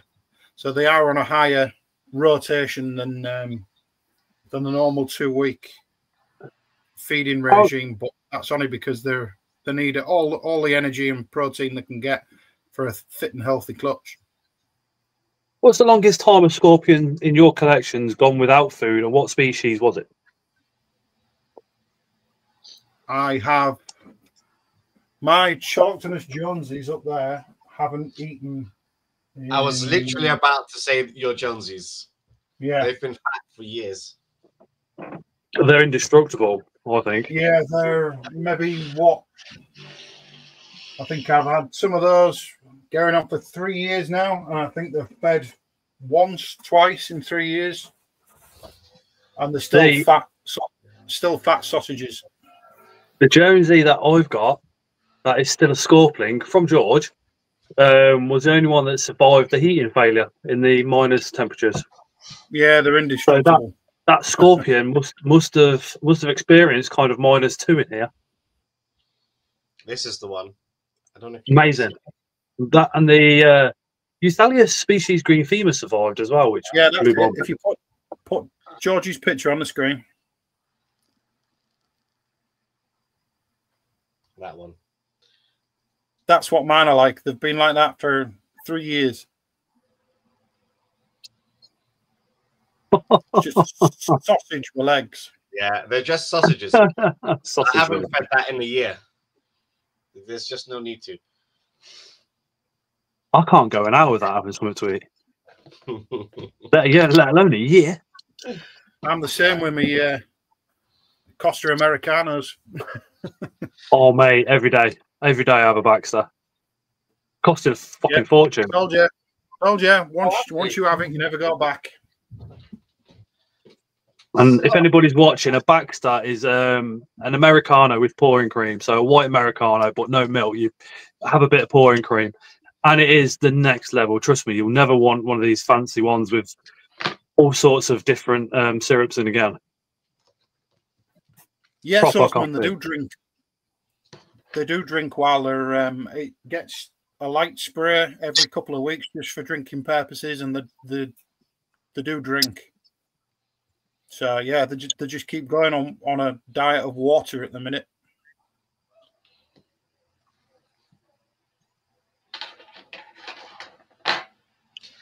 I have a scorpion in my collection that lost its tail about 2 years ago.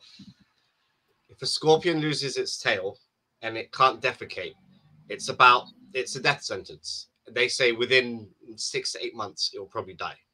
I've had the scorpion for about 2 years after it's lost its tail.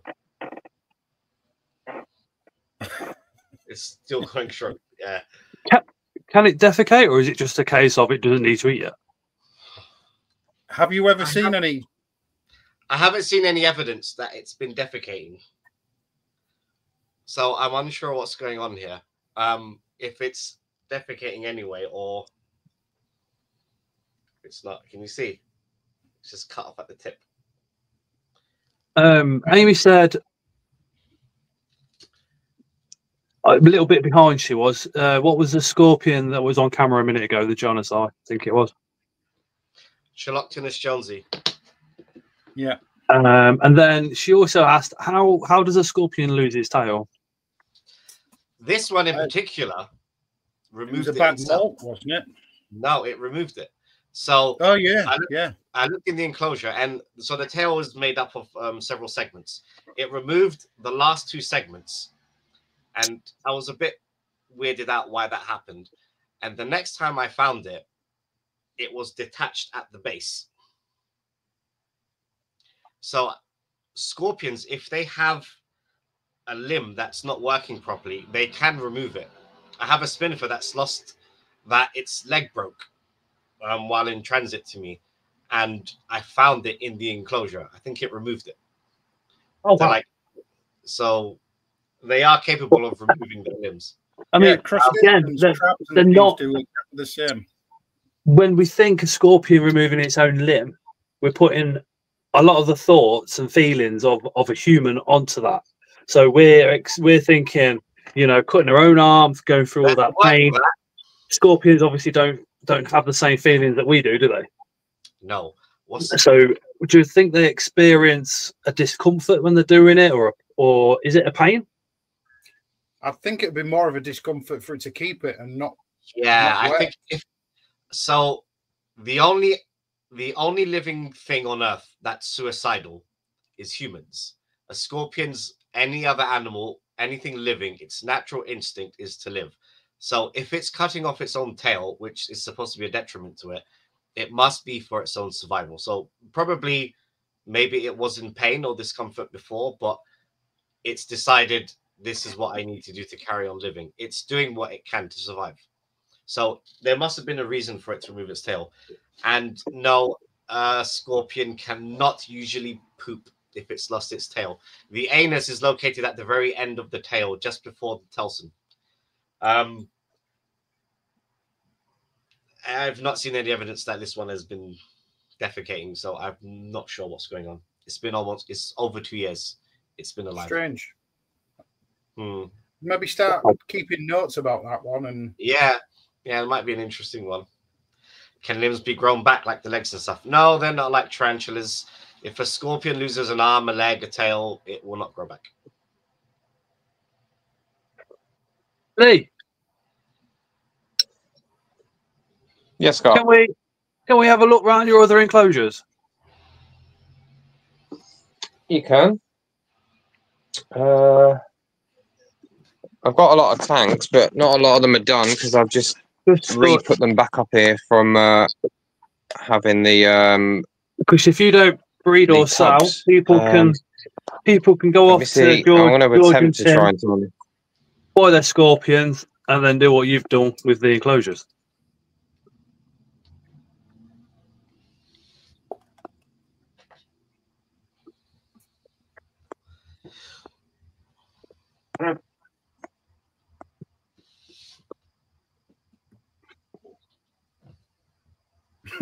And he's gone again.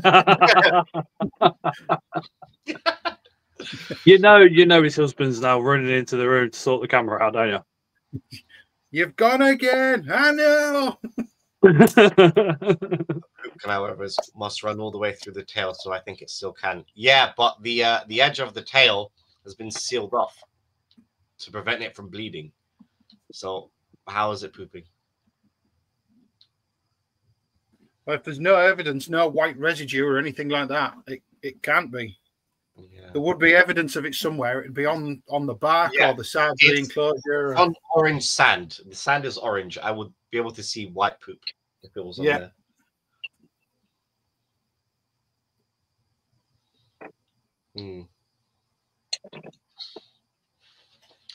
Amy would like to see any baby setups anybody's got, or is it just a case of dirt, tub, baby? Yeah, exactly that. Sorry. Yeah, there's nothing Mine are all in little plastic pots. Yeah, I mean, it's probably more the size of the container that they're kept in, because again, tarantula keepers, we're used to keeping them in there. That has a baby Asian forest scorpion in it, a Longimanus to be exact, running around doing his own thing, and that's small. You can keep them communally if you have lots of babies. You can keep them together in the same enclosure until they're juvenile size and then separate them out, because they'll all start carving their own little territories. And things, but obviously I pop these up and take them to the shows. So if I bring a big communal, I'd have to buy the full one, and I ain't picking out individual scorpions at the show. Makes sense.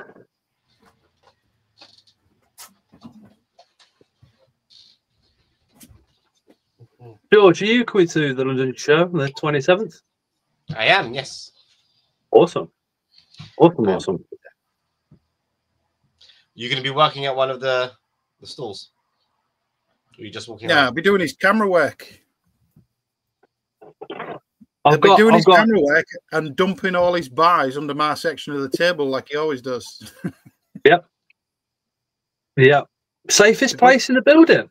Next to Tim and Ling. Job done. That's where I put my... Good job I found my spider though, wasn't it? It was. Got a lot of camera. Well, there's a lot of money invested in the cameras, so I don't want to just put them anywhere. I want to put them somewhere where I know if somebody tries, then they're going to get caught immediately. Scott, do you have a macro lens on your camera? I've got a yes. Yeah. How small? How much detail? Like if the scorpion's about 1 centimeter, how much detail can it get from it?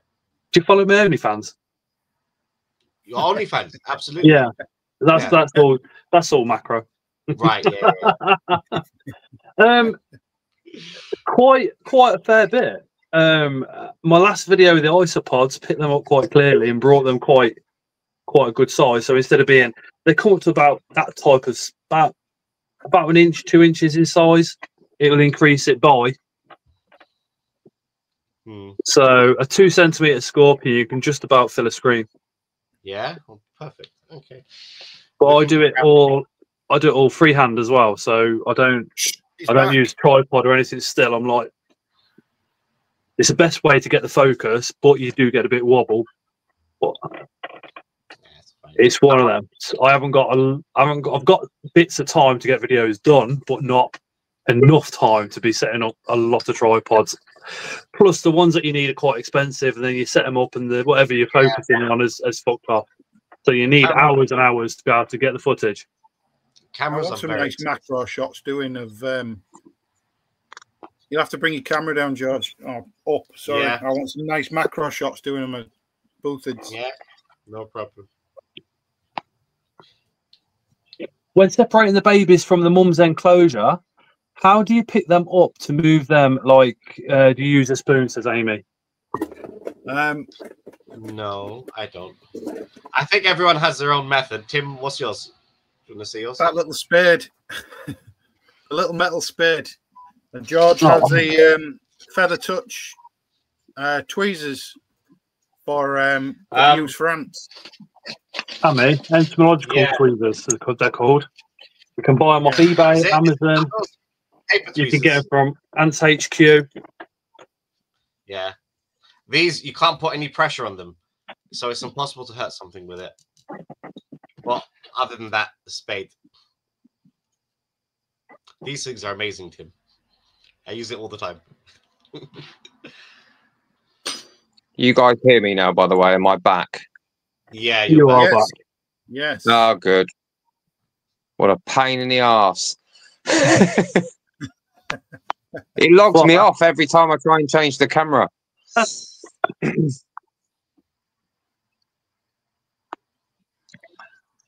And yet there's no lag when you've got the camera facing towards you, but lag when you've got it.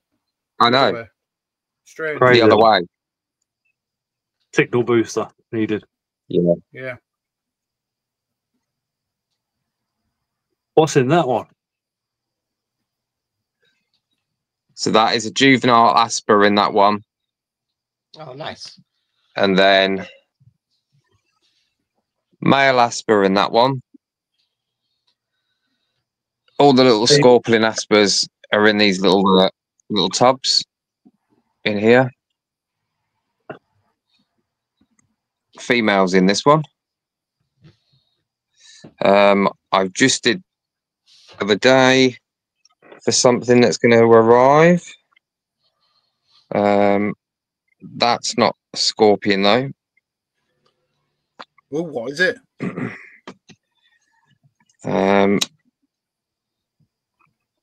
Ground cricket.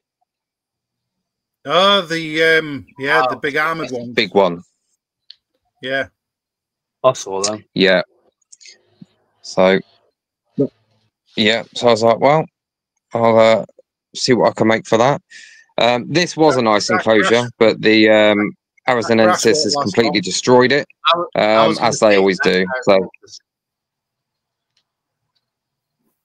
Lee, I envy you. If I could have everything in a glass enclosure like you do, they just look so much better. this one I'm still finishing off at the moment.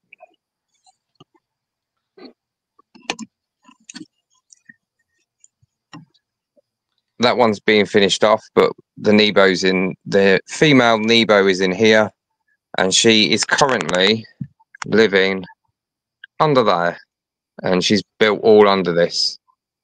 Yeah. Oh wow. Spoiled. That's what your scorpions are. Spoiled. They are.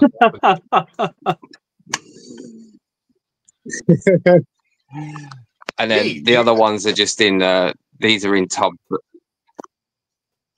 but I've still got empty tanks. I've got one down here, a few others. So I'll get creating at some point when I get a free minute.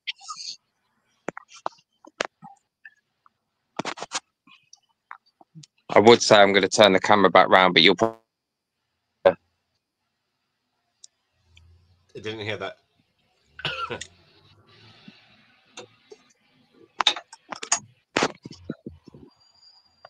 That in there is, I don't know if you can see that, pick that up. That's Like got Luisa Liachelis in there. So a little communal in there. I think there's only 2, but they're only small.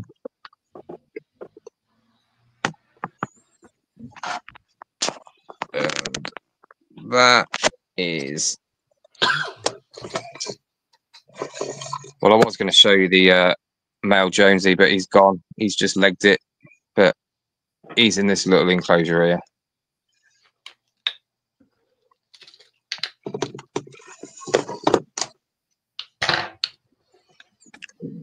That the other, got another one there. That's another intermediate and female in that one. That's She borrowed as well.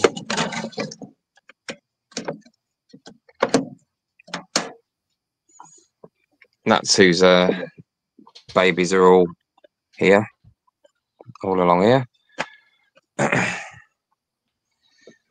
Some Liachelis there. Nebo's here. Shitloads of intermediates. So there's a few.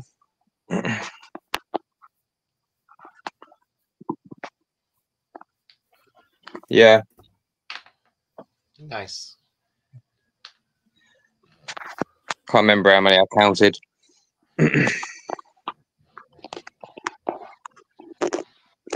If I disappear, guys, it's because my phone's gonna die on me soon. It's not that I've tried to turn my camera around for the 7th time.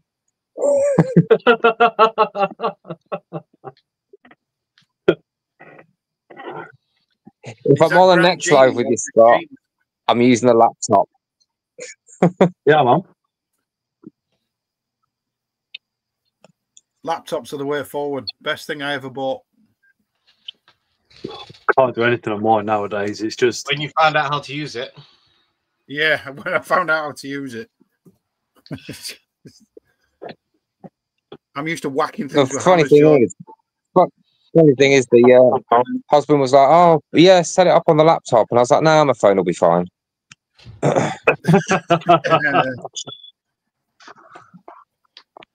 Always listen to Tony. You should know this by now.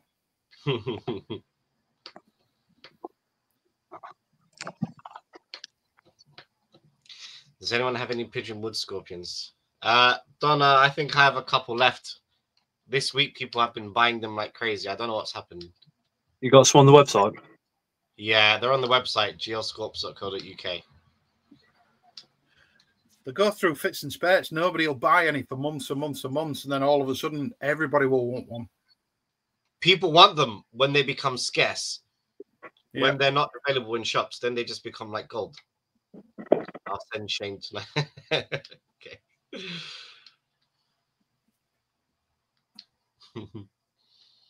Yeah. It's a pity that we only get one parthenogenetic scorpion that's not DWA. I was going to say, I've got quite a few. I was going to just put George's website link into the comments. Thank you. I think we'll give it another couple of minutes, gentlemen, and then I'm going to have to disappear. Yeah, man. Or Yeah. we'll wait for Lee to come back first. Sure, us three got work the next day. Sorry? I'm sure we all got work the next day. You two do, don't you? Tim, you're not off, are you? Oh, yeah. Mm.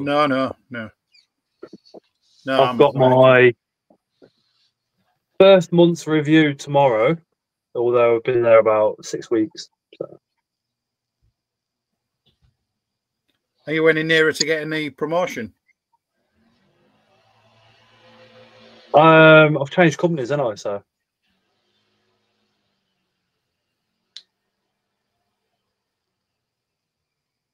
I left UK Hose because I got fed up with the driving, and I'm now with another company. I know. Yeah. Are you any nearer to getting the promotion? Oh yeah. Good. What's the promotion? What's the position? Oh, okay, never mind. It's one of them ones. Yeah. Fair enough. I wish you all the best, man. Well, I've gone to I've got more time at home. I'm not coming home stressed. I get listened to. My ideas get listened to and put into place. I've got literally the biggest depot that I've ever seen for hydraulics, and that includes like suppliers that I've had to visit in the past. It's good. It's good. It's like today I went to a slew motor hose on a Zaxis 365, so a big digger. Slew motor hose, notorious to be an absolute bastard of a hose to do. Wasn't under any pressure to get it done as fast as I possibly could. So instead of saying, "Oh, the hose just disappeared, we ain't got time, see you later," I just got on, cracked on, did it. Nobody bothered me, no phone calls, just did the hose, and that was it. And then job done. Nice. I mean, it's one of those where you walk away and you've got scratches up your arms and you've got indentations on your arms because you had to go into places where, you know, you're not supposed to. I mean, I'm quite chunky, so how fitted inside the engine by the hydraulic bay is, I don't know. But again, it was another one that, you know, another company had gone out and said that they couldn't do it on site, and I went out and went, yeah, it can be done on site. I'll give you a call when it's done. Yeah. And, but having that extra time to just be able to do things like that and have it's good for your health. It's good for your mental. Oh yeah. Really well, they've got a mental health officer, so that they're fully aware of my BPD, anxiety, depression, and ADHD. And the first thing my manager said was, "Look, I'm a mental health officer. Is there anything I need to look out for? Is there anything else that I can support you with? Is there anything we can do to support you with that?" My answer to that was, "Not really. It's now self-managed. At work, it puts me in a zone where I'm at work." I said, so it more affects me when I'm outside of work than anything nowadays. Mm-hmm. I said, but generally it's just stupid stuff, and if everybody's having a laugh, I said I might not join in because my joke can be a bit too far-fetched. So that's a man you run with, Chris. Well, that's my sense of humour. But I know it's very close to the bone, and they're just sometimes absolutely ridiculous. So I just keep my gob shut. And people often say, you know, "Oh, you're not much of a laugh," and it's like, because you couldn't handle what I find funny. Mm. But what I did say to him is, my ADHD is a superpower, though, because if you've got any issues, any problems, and if you need something solving, come and find me. I said, Nice. but I said to him, you can guarantee my first 4 or 5 ideas will be absolutely out there. They'll get the job done, but they'll be ridiculous. I said, but you can guarantee my 6th or 7th will be dynamic, and exactly what you need. I mean, they're that good. I mean, they had we put the metal hoses up in factories, as well as doing mobile flexes. So the manager's like, yeah, I'm going to put you on it. So we did. We went and threaded all the pipe on site, fitted it up some girder across the ceiling, through 2 walls, down the other side to an IBC as a return line. And we were using a mobile platform supplied by the customer, driven by the customer, 2-person. So just me and the other guy up there. So I'm putting all the manual work into it, if you like, the tightening and everything and positioning. And he took me for a tour around like the containers which are outside, as well as the interior of the building. That took God knows how long. And I said to him, I said, "Oh, you got a mobile tower?" He said, "Yeah." He said, "But we can't use it because nobody's trained up." And I went, "I used to put them up when I worked at Rolls-Royce." I said, "It's well easy." He was like, "Do you want to do the course?" I went, "Yeah." So last Friday I went off and did my PASMA course, paid for by them. Yeah, so now once the tickets come through for the actual tower, not me, I've got to inspect the tower to make sure everything's completely fine, and then sign and date it. And then every time it's needed, it'll be me that goes along and puts it up. But with training and stuff like that, they just say yes. There ain't no ifs, ands, and buts. It's like if you need it for anything, they just go, yeah. Yeah, it's we've just got all our PASMA and mutes and everything like that. Very warm, welcoming, family orientated company. Really, really nice to work for. Really nice. Yeah. Okay, good. Probably won't. I mean, I'm on more money, basic, but we'll probably lose out in the long run because the bonus. I don't think I'll get as much bonus wise, but I think life expectancy probably put another 5 years on it. And I'm not worried about, oh, fucking hell, I've got to be in Oxford tomorrow morning, because I'll never be in Oxford in the morning. Yeah. Can you remember, Tim, I messaged you, didn't I? About this time last year, I was almost at your house. Yeah, you did. Yeah, where was you? Leeds or somewhere, weren't you? Yeah, from Coventry to do a homes. Mental. So if anybody's in and around Birmingham, Coventry, and you want any mobile hoses doing in your factory or on your machines, drop me a message, and I'll come down and see you. You guys live too far from where I am. You guys live up north. You need to come to London. Spend the day out or something. Been down to Ipswich with work. Ipswich? With the old work, yeah. Yeah, that was voluntary, though, so I can't really whinge. But South Oxford and Luton, yeah. Come to Camden Town. That's an experience.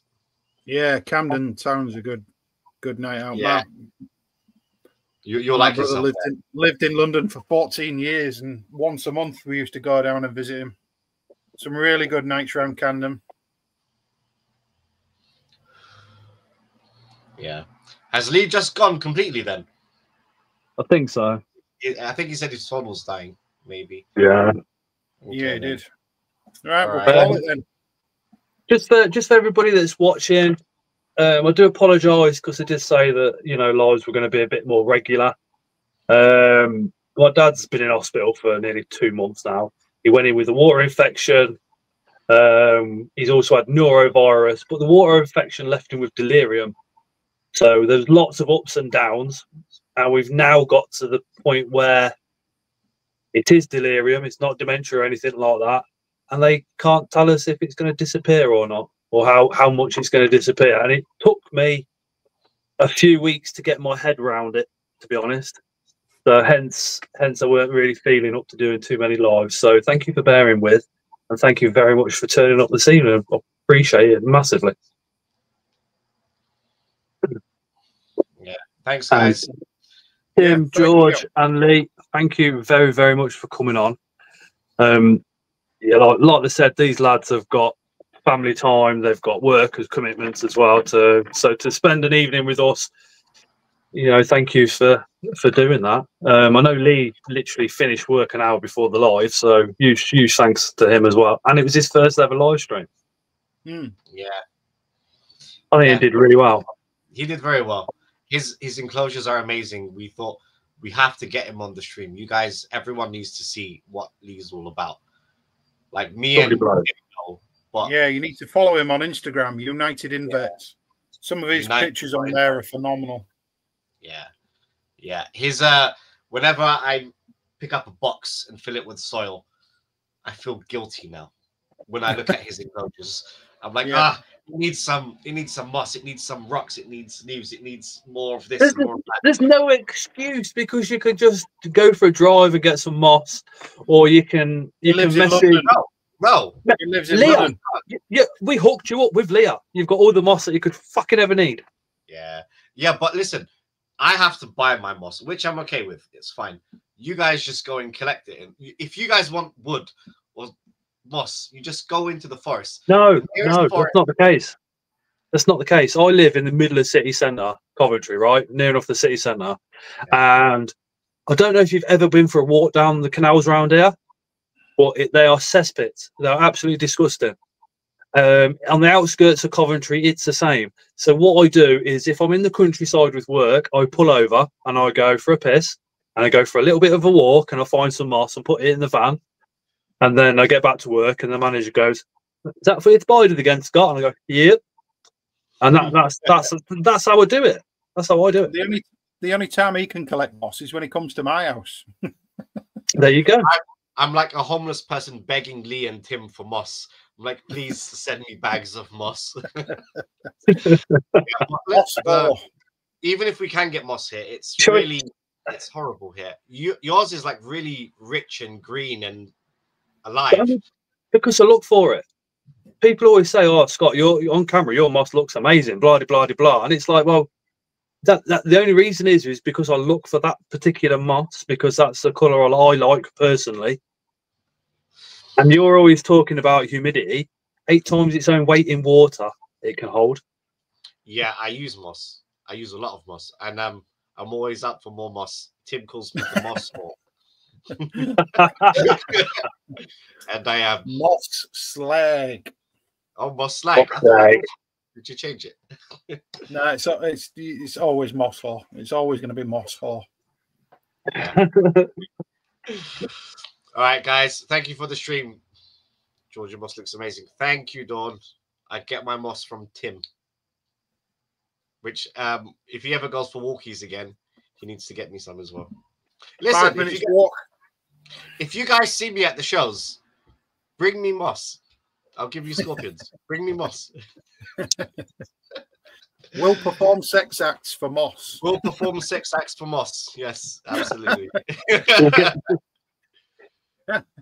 You'll just, at the invert shows, there'll just be a curtain with me behind it going, next.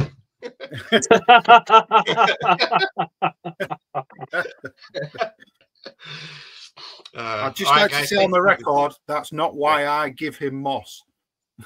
I just want to say on the record, he's fucking lying. Yeah, I smell bullshit. I don't know. Tim saw my sign before anyone else did.